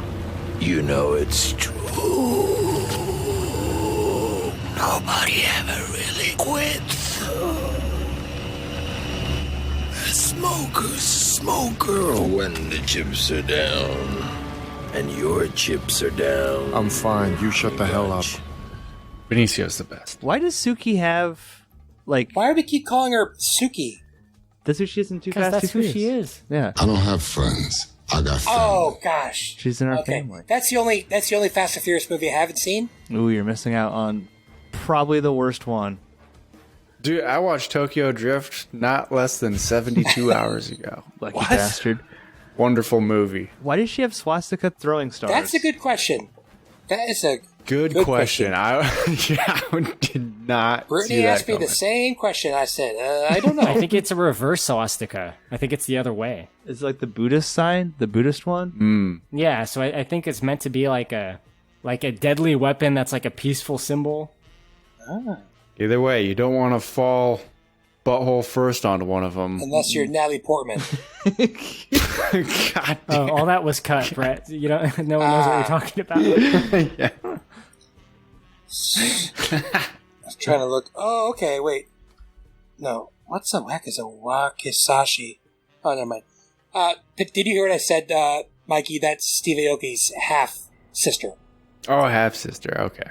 Is that story done? With I know we talked about the tar pits. There's a really cool scene where he falls in the tar pit. There, like, so much crap happens in like a 5 to 10 minute span where, like, I think Korey brought it up. The IRA mercenaries, just coming out of nowhere. You got what's his face? He's pretty popular from Sons of Anarchy. Chibs. Yeah, what's his real name? Tommy Flanagan. Yeah, that's right. So, just a lot of crap happens. They kill. I'm trying to think. I don't remember exactly. I just watched it, but I don't remember what happens after they kill all the people in the alleyway. Is that story over? Yeah. Yeah, it ends with like a comic book cover, like kiss in the rain against the red sky, you know, between Ahsoka and Clive Owen. And Pappy, if you're not picking up on the over-the-top nature of this story by this time, I feel like you're really missing out. Like, the scene with all the girls on the rooftop shooting down is ridiculous. They're like kind of like dancing and shooting in crazy directions that don't even make sense. It's really funny. I feel like since we talked about this at the beginning, we should bring up the fact that they did have a rat in their midst, and that turned out to be Becky, who's the one who the man or the salesman kills. Well, you infer that he kills Josh her at the Hartnett. end, so Josh Hartnett, yeah. More like Josh Heartthrob. Brittany's nodding in her approval. I'm glad she approves of our commentary. Brett, not to get dark, but if she had to be assassinated, you know what I mean? Brittany, if you had to be assassinated, would it be okay if it was Josh Hartnett? Or, I mean, she'd really want like teenage Jonathan Taylor Thomas to do it? That's like her all-time? That's weird. That's sick. Like he's still a teenager and she's current. Like he's 13? Yeah, Brittany said that. It's pretty fucked up. No, we're the same age, you weirdos. No, but yeah, she wouldn't be okay with it unless, you know, she got a little something first. So let's go ahead and move on. Oh, sorry, Brett. Has there ever been a more defined edit point? Oh yeah, definitely. But this is definitely up there. Brett likes to say editor's cut. No, I just say edit point, and literally every time I say edit point, it's in the episode. Nothing happens. A lot of time I say it to be funny, so whatever. All right, let's get into that yellow bastard.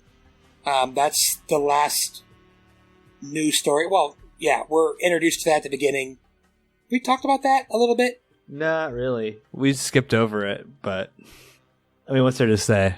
Yeah, Michael Madsen. He's out acting Bruce Willis. Yeah, he's shot. He gets shot by Michael Madsen. He finds out that his partner for a long time is dirty. He's trying to save little Nancy Callahan. And because he's not the yellow bastard yet, but he's just Rourke Jr., played by Edward Furlong. I'm joking, okay? Hey, that's good. Yeah, it's not bad. That's good. Some people, Terminator fans, will get that one. Don't explain it. Okay. He rescues her. He gets shot. How many times does he get shot by Michael Madsen? It's like 700 or something. At least 1 million. I thought it was more like 1,000, but 700 might be right. But he lives. I don't remember what he does. How does he subdue Michael Madsen? He punches him in the face and it like breaks his glasses. I think of you every time I see that now, Josh, when someone gets knocked out. I'm like, you're not going to be knocked out for 8 minutes. It's going to be more like 8 seconds. But anyway, he shoots, call him Yellow Bastard. He's not the Yellow Bastard yet, but he shoots his hand off and he pretty much shoots his dick and balls off. So that's the line we talked about earlier. He said, I got rid of his weapon, both of them. And then there's a callback to that later. You know what's weird, though? I will give this movie credit. I did not have those weird feelings. Like when Bruce Willis was doing all of those things, usually I'm so cynical about cops. I'm like, this is cop propaganda. This is violence of cops that they're like glorifying. But like everything he does to this guy in this movie, it's like, hell yeah. Justified. That was sick. Do that again, please. Tear his dick off again, if you can.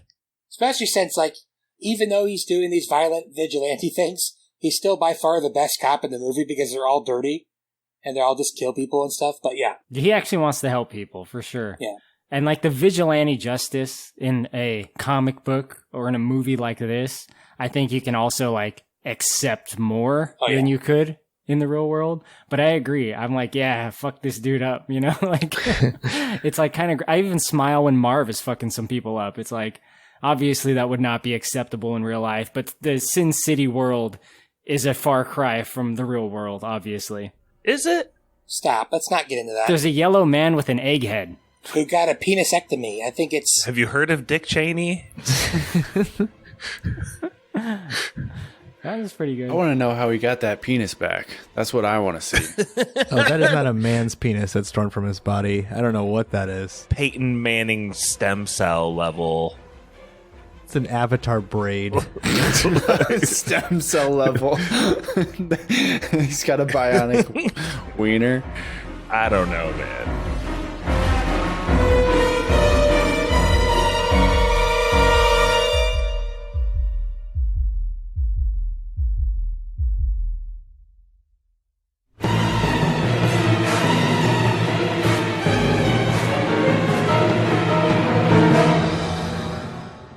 Alright, so that's how that first one ends. Come back. You know how we were talking about Marv earlier? He gets the book thrown at him. He gets blamed for everything. Well, it pretty much happens to Hartigan as well. He gets blamed. He gets accused, convicted of raping the girl. Or at least he said he rapes the girl. And that he shot Rourke Jr., which was unjustified. And they pretty much torture him in solitary confinement until he confesses 8 years later, and then they let him out, which is weird. Didn't understand that. Wouldn't let Nancy testify. She said, "I'll write to you." He's like, "Please don't write to me. They'll find you." But he writes as Cordelia. She writes as Cordelia to him every week for, I don't know, about 7.5 years, I guess you could say, 8 years. But he finally admits to it, and his wife leaves him. He finds out his wife leaves him. And I think he's got a pretty cool scene with Michael Madsen when they're driving home. He basically said, "Bygones be bygones. I'm not gonna, I'm not mad at my wife for leaving me. I'm not even really mad at you. Just whatever. Just take me home." I think you skipped over it though, but like the first time we see Yellow Bastard, dude, what a fucking character. Yeah. Like the way he looks, like the way he's introduced, like pans up when he's just in that little teeny tiny solitary confinement cell. Yeah, like, that's freaking crazy. Outside of the red bed, that's like the most color that's been on screen this whole fucking movie is just Yellow Bastard himself. Like, yeah, it looks insane. It's awesome. The most memorable character from this movie by far. And the description of him is like he smells like hot garbage. A body bag of hot garbage or whatever. He kind of like a Smeagol-esque a little bit. Yeah. Yeah. With a beer belly. Dude, he looks like Killer Clowns from Outer Space. I'm telling you. Like, this guy would fit perfectly in that movie. Just change his color, and he's right in. I gotta know what's going on with that dong. We need answers, goddammit. I might need to buy that comic just to see if I can get a glimpse. And because I know Mikey's gotta know. Gotta know what all the money in the world can buy. Gotta know what surgery they were doing. It's like, it's enough. It's one thing to be able to give you a new penis and balls, but like, it sounds like he's got active vas deferens and sperm cells and testes and stuff too. So it's like, that surgery is insane. To have working sperm go through your body? Come on now. This guy who plays him is Nick Stahl. I think he's mostly like a child actor. Like I don't know him from much, and I thought he did really well in this movie. Actually, T2. He's briefly as him, like with his own face, and then for the majority of the movie under the Yellow Bastard mask. Robert Rodriguez said that initially he was just gonna play like the real version of himself, but then he had him like he's like, just leave me some voicemails of like what you think Yellow Bastard's voice would sound like.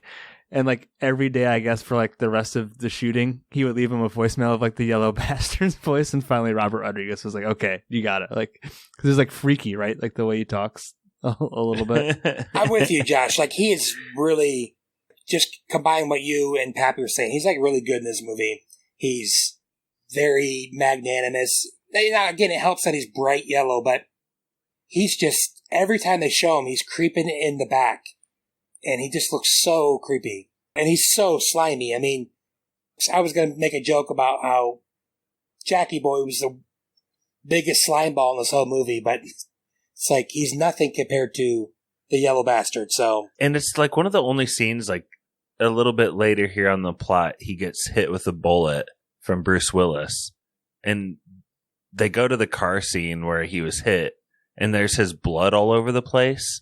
So it's supposed to be this like weak moment for the yellow bastard because he's all injured and fucked up. But no, it turns like he crawls away from that, and it ends up being like he intimidates them more because they're stuck there with his stinky yellow blood all over the place. I want you to think about this. Think about all the blood that was at that crash scene. Then think about the next time you see him, and he's got gallons of blood dripping out of his neck.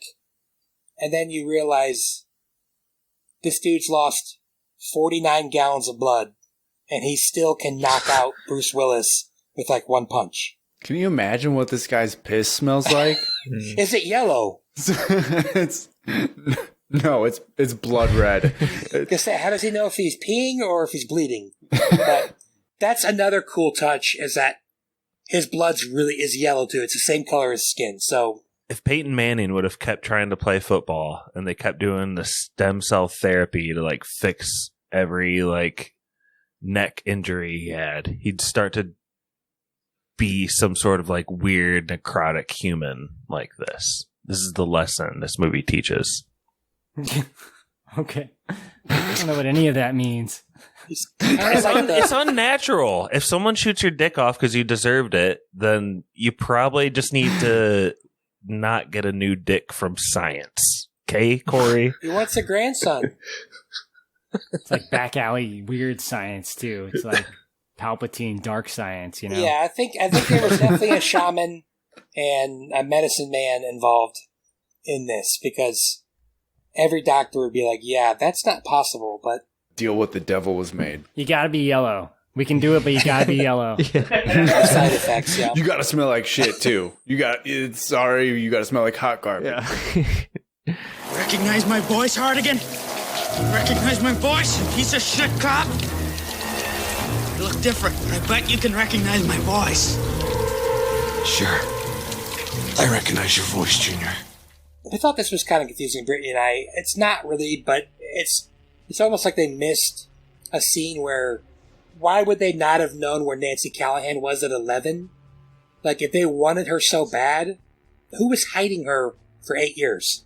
Why did they want her so bad? Right, and why all of a sudden after 8 years, I just assumed that she was going to be Cordelia because, like, they didn't want her to be in contact with him just because they wanted her to forget about this whole thing. But I mean, you can go all the way back to why didn't Michael Madsen just smoke her on the dock? Like, she saw everything. He could have just tossed her into the lake or whatever they were at. yeah, it shows like they have the power to do that, but it's like they used their power in a different show of force.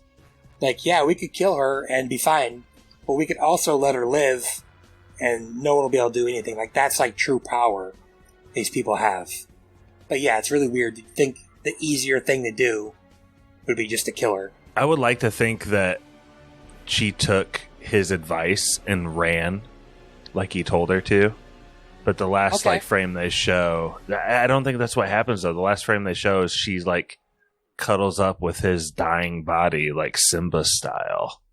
You know, and you just assume like all the cops are going to get there and find her like that, in which case they'd obviously identify her, to y'all's point. They knew who she was because she says to him, they won't let me testify. Yeah. I mean, again, it's not something that holds me up. It just was, I thought they like maybe missed a little space where they explained it more. Like, why after 8 years, all of a sudden, why are they looking for her so bad? I mean, obviously Yellow Bastard wants to get revenge, but I feel like he wants to make Bruce Willis suffer. But then again, that would make her suffer if he raped and killed her, and Bruce Willis's character knew that. But I don't know.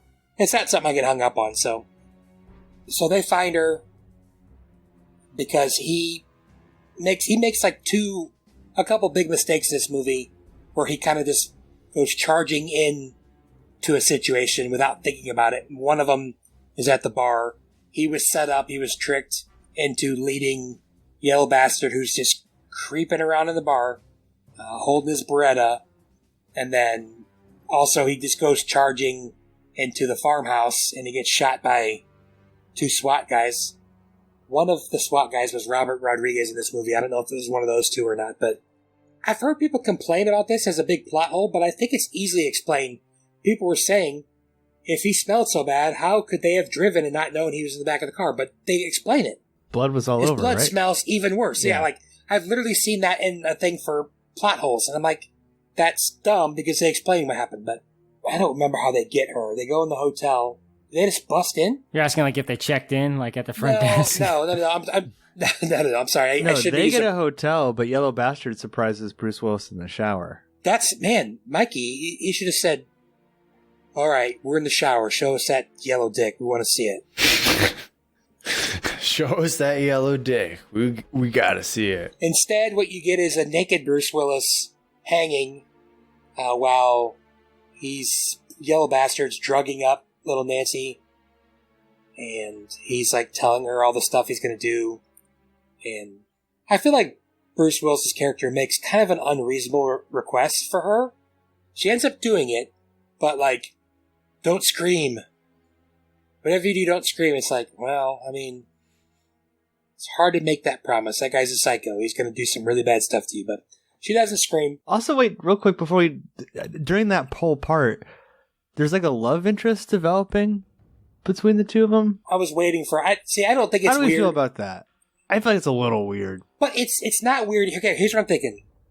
If he would have been interested in her, now obviously he thinks she's beautiful and he loves her, but his thing has always been paternal, and he stops her from that.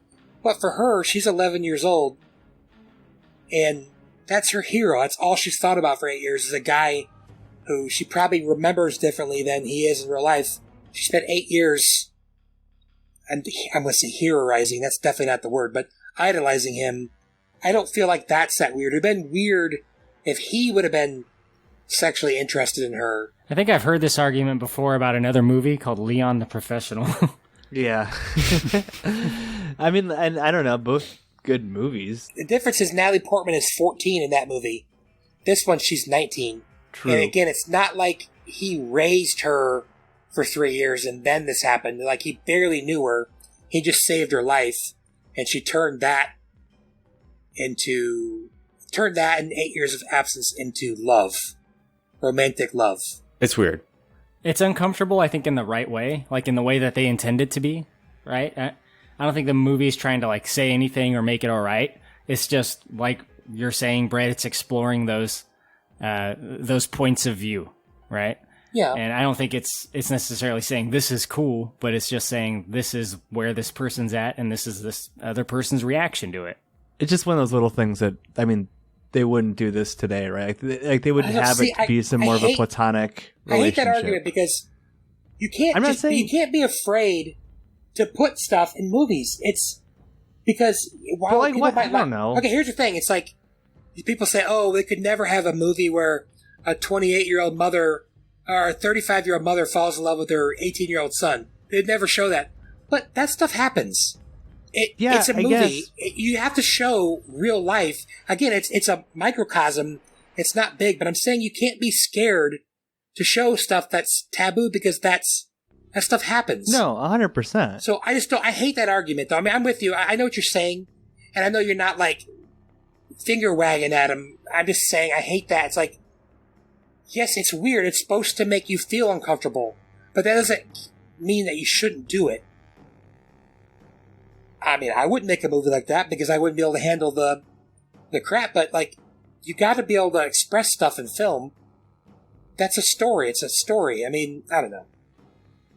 I just think nothing should be off I agree. limits. And you just but it's weird. Don't glorify it. Don't glorify it's it. It's not a porn. Just like that stuff happens. You're allowed to feel uncomfortable, but that stuff happens in the world. Okay, but at the same time, I'm still kind of like, I don't know. It does make me think that like Frank Miller is a weird dude, kind of, for writing that. You know what I mean? Like, I don't know. He could have written anything, and like the fantasy is this, like, they do romantically kiss. You know what I mean? At some point, like, Bruce Willis is into it, and he's like, what was he supposed to be, like, 40s, mid 40s, and she's like 19. Have it's just a weird dynamic. I don't know. It's just weird. I think the thing you have to also realize is that, like, this is also probably the healthiest male-female relationship in this whole movie. Yeah, everybody definitely. else is like super abusive. So That's true, and Mikey. this That's is a good still point. like a pretty fucked up relationship. Yeah. It's called Sin City. So like nobody is free of any sin in this movie, literally. Like, everybody's doing fucked up shit. This is just one more angle of somebody... Like, Bruce Willis isn't all that comfortable with it, but he's like... He is so lonely, he's still also into it. Like, I think he is. I think it shows. I think it does a pretty good job. I'm not saying that... You're right, Mikey. I think there are moments you see where his shield is coming down a little bit. He's tempted, because he does love her. He has thought about probably just her for the last 8 years, but like in a different way. But it's like, oh crap, this girl loves me. I mean, but I think reason at the end overcomes any little crack in his shell that he might have. Because and he doesn't end up, he dies in the end. He doesn't end up right. With her. He probably bangs her 9 times off screen, no big deal. And then no big deal, okay? Big deal, it's all legal. But I love the scene where he shoots himself. I think it looks really cool. I can't remember the colors. Is that black and white or is that yellow? And it's black and white. Mm-hmm. Just think those all like makes me think of Mr. Negative in Snap. That's negative. It's like a negative color reversal. Something like that. I just like the black and white. Look to the cookie. He catches up. He rips off Yellow Bastard's Miracle Dick and balls again. As Pappy pointed out, it looks more like maybe squid, a squid, a little octopus or something that he grabs out. But he kills him.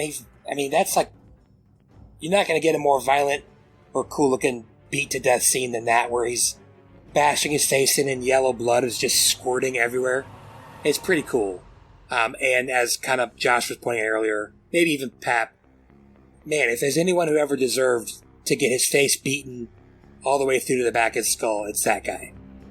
And then they get in the car. She wants to go live happily ever after. He's like, I'll catch up to you. I need to do this, this, and this. But he realizes that's futile, and as long as he's alive, she'll always be in danger, so he shoots himself. That's the end. We get to the last Customer's Always Right Part 2, which we've already discussed, and then that is Sin City.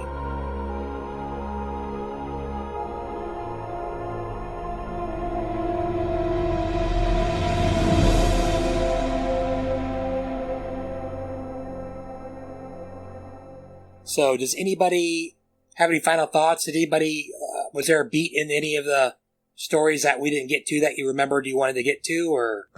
Just so much happens. I'm trying to think of. Not a beat per se. I did Google it. It's supposed to be the explanation for the swastika throwing stars is it is the manji, which has a long history in South Asian culture as a symbol of peace and good luck before it was co-opted by the Nazis. Yeah. I don't know if it's anyone's first reaction to seeing that, but you do see a guy with a swastika on his head get an arrow through it. So Target practice. Hitler ruined everything. All right, so while Mikey's thinking, I will bring back a very popular segment of which major stars in this movie are dead. Ooh. Okay. So, Rutger Hauer just died within the last few years. Powers Booth, who plays Senator Rourke, he died about 6 years ago. Brittany Murphy very famously died, Brittany, 10, 12 years ago? 15 years? Nobody really knows why. She was having a pretty rough go of it at the time. And then very, very sadly, even more sad than the others, Michael Clark Duncan died about 10 or 11 years ago. That's quite the haul. It's not quite the Heather's haul, where I had like 8 people, all in really sad deaths, but yep. That's BK presents Who Died? Brought the segment back.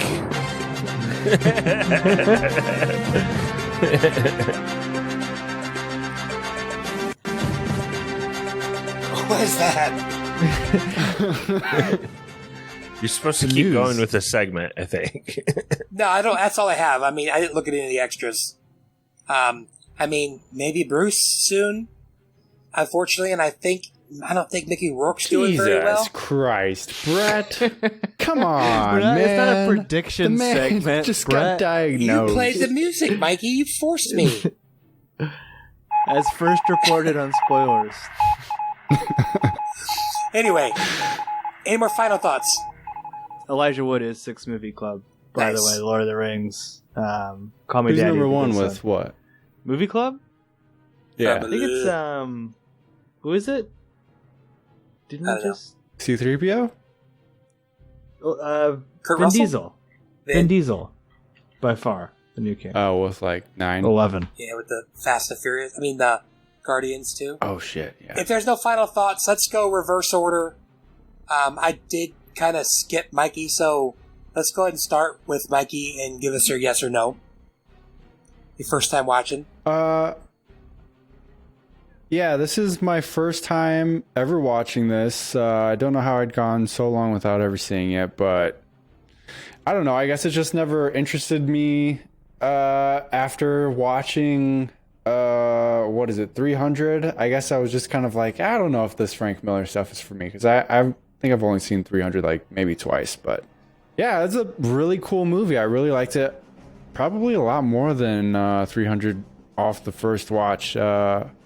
I really liked how the very stylized black and white comic book scenes looked, and just like the overall vibe of it. It was just, it's like creativity to the max in a movie, and it's really cool to see. So and also that Frank Miller did like everything on, or Robert Rodriguez did like everything on it. It's really cool. So I enjoyed it a lot. I don't know if I'll ever watch it again, but it was a fun movie to watch. Glad I watched it, and good choice, Brett. So it's a yes for me. Thank you. I wanted to make sure we did this on Monday because I wanted you to be on it. So that gets us to Korey. Hello, this is Korey. This movie gets a hard goodbye yes. Nice. This movie is so cool. It is so comic booky. It's insane. It has a very unique and interesting, like, horror, neo-noir, thriller vibe.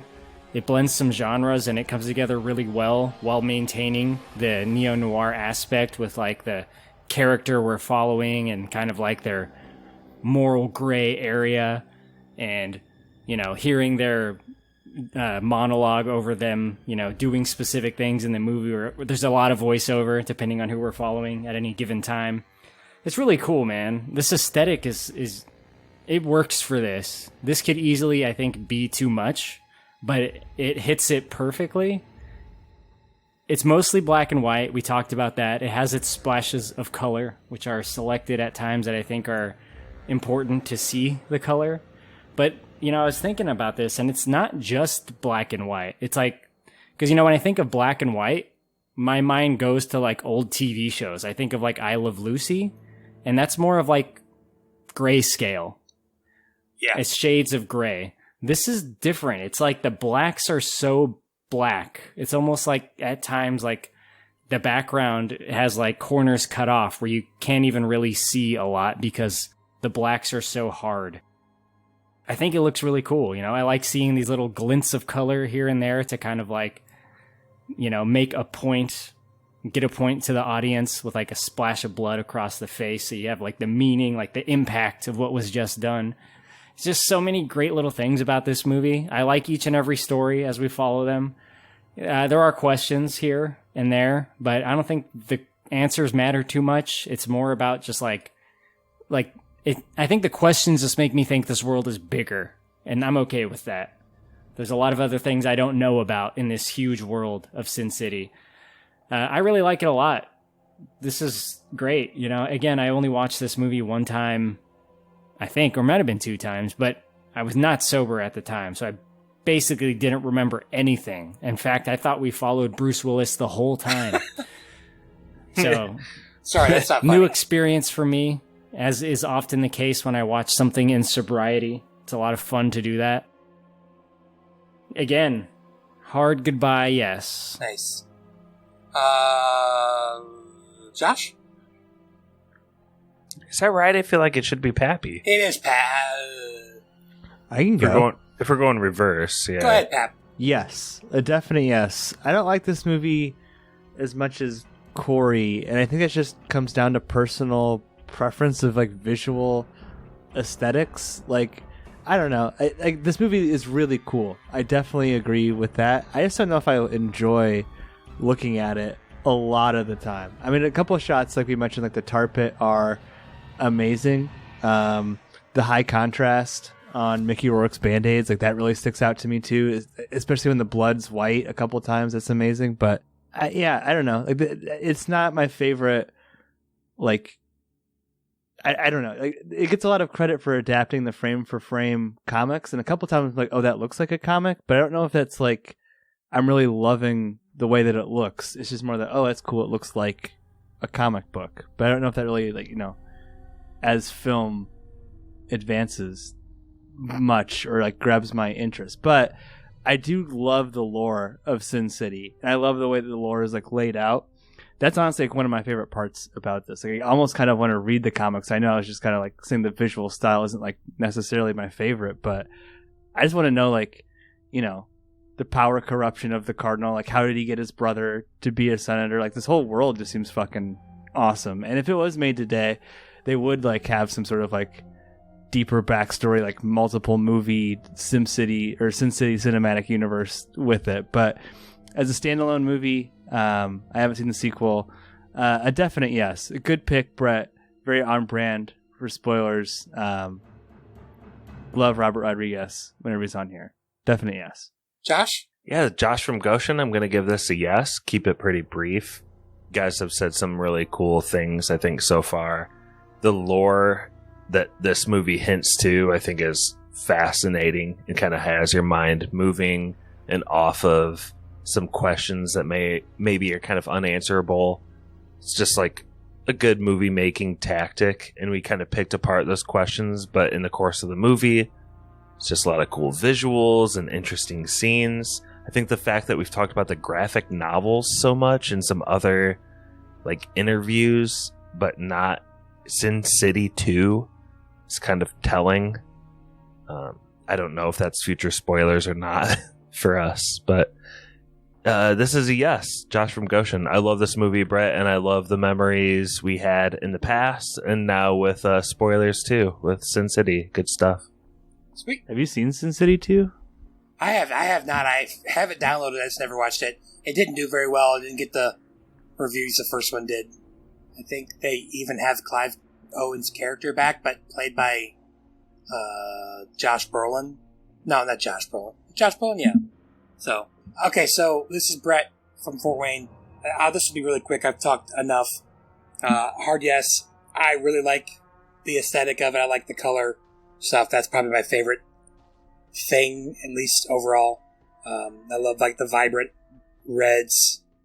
I like the really cool colors I think we're talking about when the car's driving. Just overall, I love that. I love the act. I love the cast. Minus Michael Madsen. Hard yes. Okay, so it's preserved. I guess that would be what, some toilet floaters, or no? That would be if it was spoiled. Be some hooker meat. All right. So, I have made Poor Man's Jeopardy. This is Jeopardy!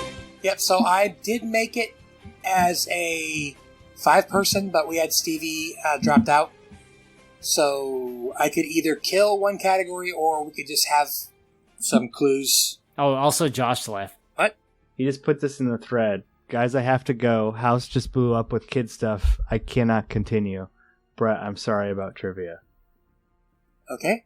So I guess how many categories do you have? 5. 15 between 3 people. So everyone's getting 5 questions now.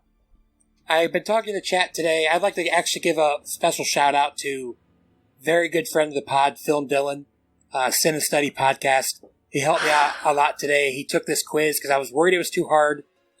It kind of is hard, but hey, we'll have fun. Scores how are many scores. Did he get right? He got 9 out of 15 right. Okay. And a couple of them he just kind of had brain farts. A couple of them he just didn't see. So, but I will tell you, and I feel like Josh would have yelled at me this, be wary of the 3-pointers, all right? If you got the balls, go for it. Hmm. You should be wary of them and go for them? Is that what you said? If you have the balls. If you got the new yellow balls. Is everyone okay if we do just all of them? I mean, I worked really hard on this. Yeah. Hell yeah. I know that feeling of having leftover categories. It's fucking annoying. We got this. I'll read it while you do this. The categories are The Hard Goodbye, The Big Fat Kill, That Yellow Bastard, The Customer is Always Right, AF. Yeah, I didn't want to give you too much. It stands for anthology films. Oh, that's it for something else. Air Force. I'm at a position that is just really bad. Okay, so I didn't change the order. The order we have, Pappy sent me. Mikey, would you like to go first or a different? You're on the schneid. With upgrade. I'll go first. Pappy, can you type that in? I'm like not out of space. Yeah, do that. Can I edit this? Yes, you should be able to. Yeah, got you, fam. All right. Do you guys want to know the categories, or what they mean, or just kind of once you click on it? Once we click on it. Yeah, I have to figure it out. Okay, so... so what, you want me to click on one, or are you going to see that? Or Pap will take care of the stuff. If you don't mind, Pap, do you? No, I don't mind. All right. I'm just... yeah. So, just pick your category like you normally do. We just got more questions to answer. Hard Goodbye for 1. Okay. This is famous movie goodbyes. For 1 point, finish this quote by Truman after ascending the steps at the end of the Truman Show. In case I don't see you. Good afternoon, good evening, and good night. That's correct. And I don't care about the who is answering form of question, so as much at all. So, sorry, Korey. Pappy, you're not up next? Is it Corey's choice? I believe. I guess Corey it with can Battlefield Earth. No, it should be. Well, no, I'll go. I'll go last. Yeah, just do it like this. Last. Just do it like this. Yeah, Korey, I'll you're go up. last. The Hard Goodbye for 3. Oof. Got the balls. Okay. I don't give a fuck. What are the Iron Giant's last words to Hogarth?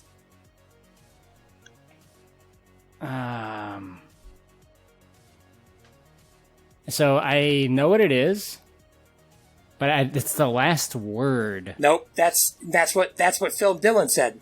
That's the last word he says. That's not the last words he says to Hogarth. This is very hard. This was one that I've yet to see anyone get. Well, then I'm just going to guess the thing I think it is, because I guess I don't know the real answer. My guess would be, I am not a gun. But the last word I was thinking was weapon. I don't know if he says I am not a gun or I am not a weapon. But either way, sounds like I don't have it right. Right, yeah, it's not. I believe his last word he says is Superman, right? Hey, Mikey, this is your movie. Do you know it? I thought it was Superman. Isn't he like, I am Superman or something at the very end before he... Yeah, but he doesn't say that to Hogarth. He says, you stay, I go, no following. Sorry, it's a tough one. Oh, he said his last words to Hogarth. Hogarth, Okay. yes. All right. Pappy. I'll go the Hard Goodbye for 2. Finish out the category. Get these out of here. All right. What are the last words said by E.T. to Elliot after touching his forehead? I'll be right here. That's correct. What is? No, I'll be that's right fine. here. I'll be right here. After one round, Mikey 1, Korey -3, Pappy 2. A lot of questions left, Korey. Mikey, you're up. Big Fat Kill for 2. Okay, this is villain deaths in movies. After Rapunzel's hair is cut off, this villain begins to age rapidly and turns to dust as she falls out of the tower. From the movie Tangled. I'm just going to say the wicked stepmother. I don't know. Anybody? I don't know her name. I don't know. Ursula? No. Sorry. Again, I was kind of, some of these I thought Stevie would get. So the answer is Mother Gothel. Film Dillon did get that one correct. Korey. Damn you, Film Dillon. I know you so well, Brett, that I think I know what... I think I know what the question and answer for Big Fat Kill for 1 is. Oh my gosh. But I'm not going to do that. I'm going to say Big Fat Kill for 3. This might be the hardest question on the thing. Okay. Sweet. This main villain from Rush Hour falls to his death when straps from the bomb vest he's holding are torn. Who is Juntao? Yes. Heck yes. Thank you. Dude, I've seen that movie like 1,000 times. Thank you. And I was trying to tell people, I know it's hard, but he literally says Juntao 50 times in the movie. Juntao. Korey has said he's seen that movie so many times it no longer has humor. Like, oh yeah, no, it's beyond not humor. It's cringe. Thank you. I'm glad you got it because that was one I was worried about. All right, cool. Good job. Well, give me the big fat kill for one. Let's see if Korey was right. All right, Korey, tell me if you're right or not. This main villain from Snatch asks for a shoota, but when the window is rolled down, he gets killed instead. Probably the one guy who hasn't seen this movie 10 plus times picked it. Bricktop? Bricktop is correct. Is that what you were thinking, Korey, or no? No, I was sure you were going to give Shredder falling into the garbage truck. I don't know why. God, I didn't even think about that. That would have been really good. Sorry. All right, you got that, Pap? Yeah. All right. Is this our scores updated? Score columns updated. On the far left? Yeah. Mikey's got -1, Korey's back to 0, and Pappy with the commanding lead with 3. All right, Mikey? Yellow Bastard for 3. Okay. This is the only non-movie question on here. This is famous characters that are shades of yellow. This magical dog is one of the 2 main protagonists in the show Adventure Time. He is 28 magical dog years old and can stretch, shrink, or mold any part of his body to any shape and almost any size. I know Adventure Time, but I don't know the name of this dog. I don't know. Is it Gus or something? No. Anybody know? Mm-mm. No. Yeah, I don't watch Adventure Time either. It's Jake. Jake the dog. Oh, Jake. Yeah, okay. Damn. All right. I don't watch that bullshit. Phil Dillon got that the right. The customer is always right for 3. Okay.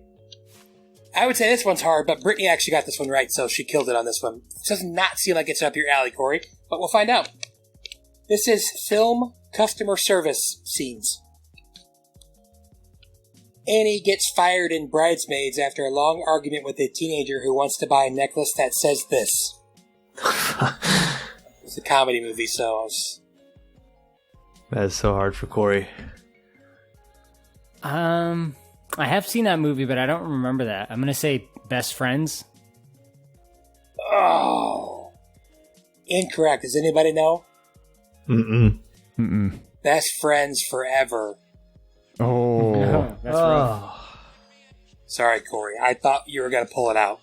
All right. Pap can take a commanding lead if he gets this. Give me the yellow bastard for 1. Okay.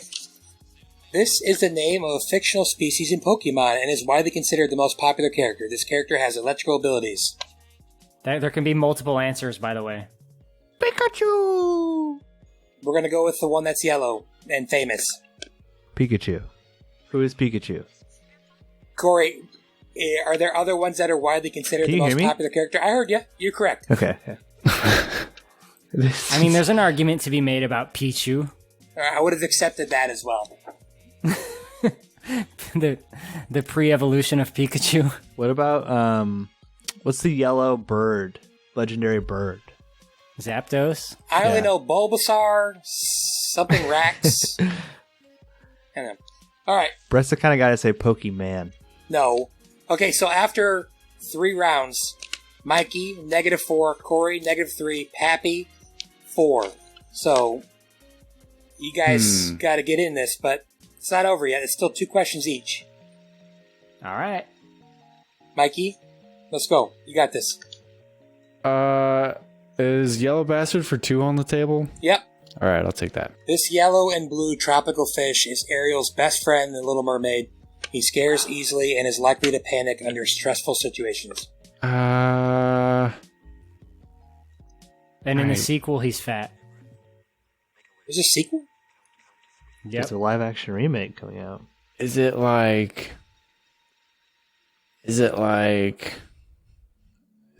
Blowy or something?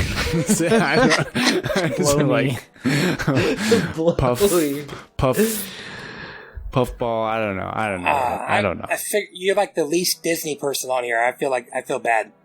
Well, I'm not Disney. The answer, anybody? Flounder. Flounder. Yep. Flounder.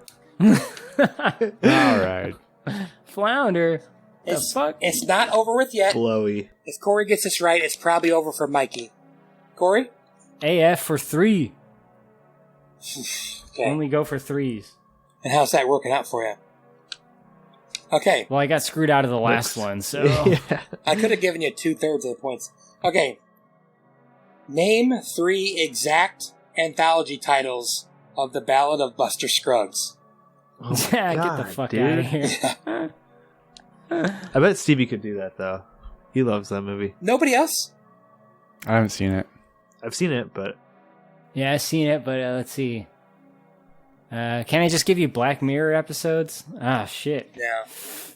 Sorry, The Ballad of Buster Scruggs. That's one. There's like... First Time Meme. First Time Meme? James Franco First Time Meme one. First time. You know where he says first time and you're about to hang? Yeah. Oh. That's all I got. Sorry, that is incorrect. Anybody know any of them? No. Ballad of Buster Scruggs, Mere Algodones, or First Time Meme, Meal Ticket, All Gold Canyon, The Gal Who Got Rattled, and The Mortal Remains. But, no, it's over. Okay, Pappy, go ahead. Try to make The up. customer's always right for 2. Sorry, guy, I told you it was hard. Okay. Peter Mahan is having the worst case of the Mondays, so he and his friends go to this flair-filled restaurant. Oh, I wasn't even on that pod. Oh, you weren't? No. What is it, though? I don't know. I'll say Chili's. Anybody? Shenanigans. No. Flingers? No. Wait, no, it's next to Flingers. It's in between Flingers and Chili's, maybe? That's right. Fuck, I don't remember. Tchotchkes. Tchotchkes. Damn. Alright, man, sorry. You guys were on fire earlier on. Alright, Mikey, let's just finish it out for Pride. Oh, there's no pride here. What's left? AF1? AF1, AF2, and the customer's always right one. Customer's always right one. I actually wrote question 2 for you, but I guess we'll have to have somebody else do it. Number 1, anthology film. We already did that. Who stars as the bellhop and main character of 4 Rooms? Of what? Has anybody seen 4 Rooms? It's a movie called 4 Rooms. I don't know. I have not seen that movie. Morgan Freeman. Close. Anybody know? It's Tim Roth? Tim Roth, yep. Good job. Yeah, that sounds right. Guess that wasn't as easy as I thought. Alright. He's on the poster. He's in all 4 stories. It's Quentin Tarantino and Robert Rodriguez and everything, so. Alright. Korey? AF for 1. He just did Go that for one. the ones. Pappy did take the right one off. Sorry. Whatever's left. AF2 and customer's always right one. AF for 2.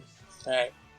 What found footage horror franchise has spawned multiple sequels, the 2 most recent being Shudder originals that each broke streaming records on the platform? This was the question I wrote for Mikey. I don't know if you'd get it or not, but... I'm going to say... I don't think the Blair Witch sequels are breaking any records, so it's not that.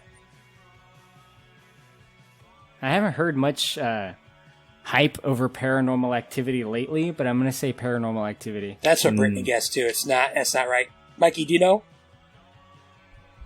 No idea. I don't know. VHS. Oh.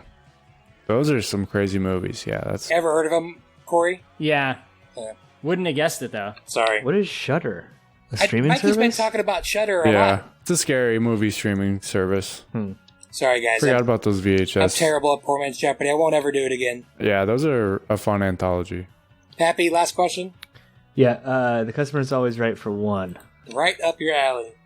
This actor plays the hotel concierge in Home Alone 2. He doesn't trust Kevin, and he even sneaks into his room to snoop. Cheese pizza.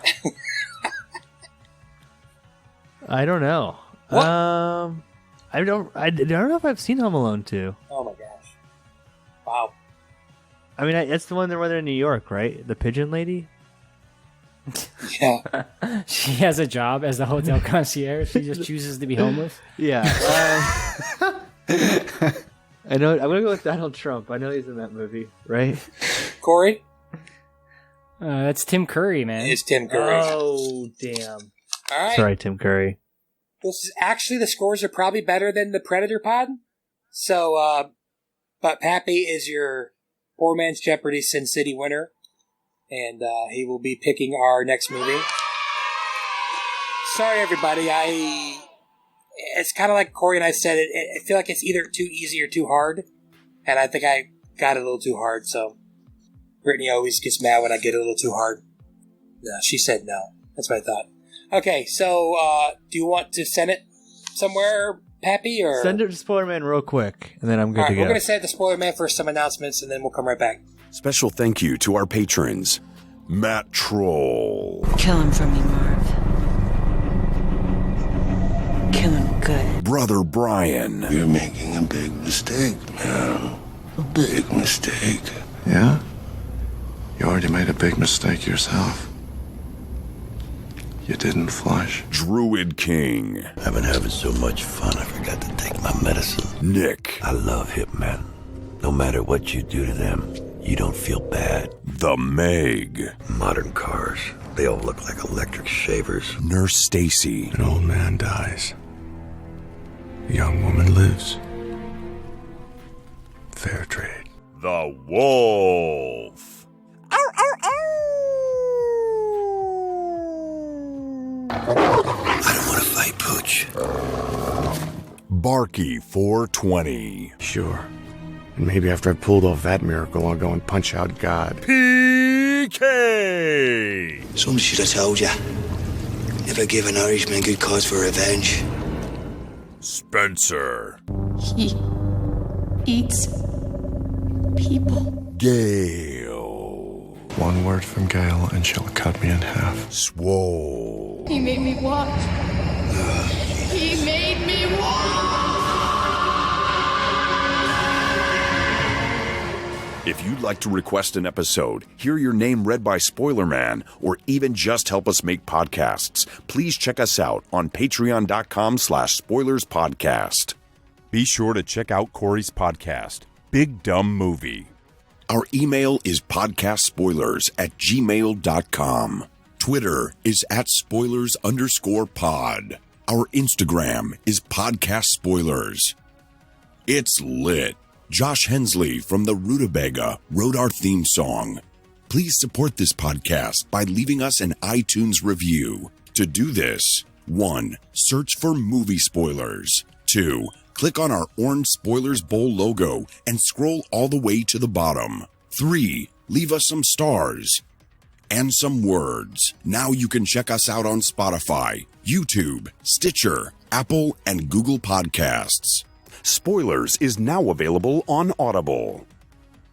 And we're back. Pappy, what have you chosen for us? So I've totally just changed my picking strategy to be the most popular on my potential podcast episodes letterbox list. But this is a good one, but I haven't seen it in a long time. I like to pick movies that have fun music. The 27th rated film on Letterboxd. Debut film, 2014, from Damien Chazelle. Let's go with soon-to-be almost king of spoilers, J.K. Simmons' Whiplash. Wow. Just listen to the rewatchables on that one. Brittany's not going to be happy. She hates that movie. I think it'll be fun. I think it'll be, well, It'll be a fun time. it's going to be more fun than the movie is. I mean, I think it's a great movie, but it's not a fun movie. At my tempo. All right, everybody. Hope you're still with us 5 hours later. But thank you for listening, and hope to see you soon. That was Spoilers.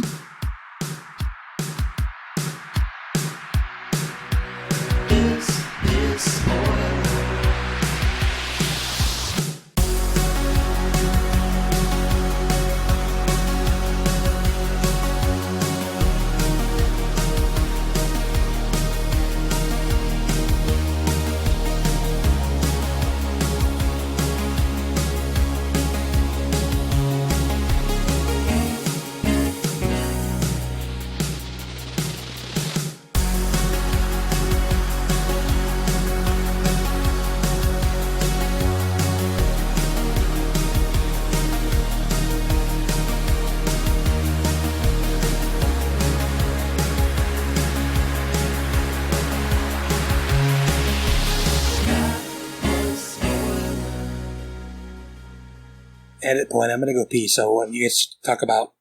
Does anybody need I'm a break? gonna grab a beer. Quick? All right, let's take a tight 2, okay? Tight 2. Tight 2. Tighter than Natalie's butthole and closer. Hey now. During this commercial break, I'm going to have some carrots from Martin Supermarkets. What crunch? I did not expect Natalie Portman's butthole to come up within 5 minutes of this podcast. Not many do. Well done, Korey. Well played. I'm surprised you're not mad about it. Why would I be mad? I don't know. Sometimes I feel like I piss you off with the stuff I say. I'm just being me, though, man. This post is called... I couldn't stop laughing for like 3 minutes when you said Oh my that. goodness, you do see her butthole. Dude, this I don't is get insane. it. This is Reddit. Watch it for the plot, and the top comment is, I can... What did it have? The name of the post is Natalie Portman, nipple and butthole plot in closer. And then it's the scene of her butthole. In the top comment, from a second of your time, I can watch 1,000 female buttholes on Pornhub, but for some reason, I value the slightest hint of this one above all of the others. Oh, what'd I miss? Something about me? No, it's just comment on Reddit about Natalie Portman's butthole. You guys are still talking about this? God. I value the slightest hint of this one above all the others. That cannot... Okay, Korey, you there? Yeah. Is her face shown at the same time?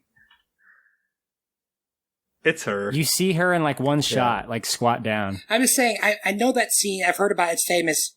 But like, she's like always been very anti-nudity on film. Yeah, probably after this. But apparently she wanted to get nude on that film, but the director wouldn't let her. But that one slipped by him. Yeah, slipped by him. Somebody made easy the final slipped by cut. that thong, that G-string. Play All the right, who's- Uncut Gems clip. Holy shit, I'm gonna come. That's so funny. I'm just thinking about us taking a break and leaving the conversation about Natalie Portman's butthole like it's a commercial. Because remember, you guys used to do commercials. We're never going to get that Martin sponsorship. No. My clip is broken. I think they hacked my computer. They were like, this is too spicy to play this soundbite. It's like the Spicy Boys of your soundboard. Copyright law got him. All right, is everybody ready? Mm-hmm. Yeah. What, like, should we try to finish this or just, not like I would the say pod, but... go through the Clive Owen one real fast. At least, like, the plots. Well, should we finish the last, take 2 or 3 minutes to finish that hard goodbye? I mean... Up to you, Brett. Korey, do you want to finish that one out? Yeah, let me find a way in. Hold on. Yeah, it's, I'm trying to think. I'm an gotten editor, so I got to think about Yeah, we had gotten to Kevin, transitions. And they made me watch. That's probably the last we talked about it. I'd at least like to get to the funny part where he gets in the electric chair and he's like, curried up, I ain't got all day. No, he says that when they're praying, and then I don't remember what he says when he spits up blood, but that's... Where he coughs up oil. Brittany just said that's all you got? That's what it is? Something like that, yeah. All right, so yeah, well, let me know when you're ready, Korey. That was spoilers.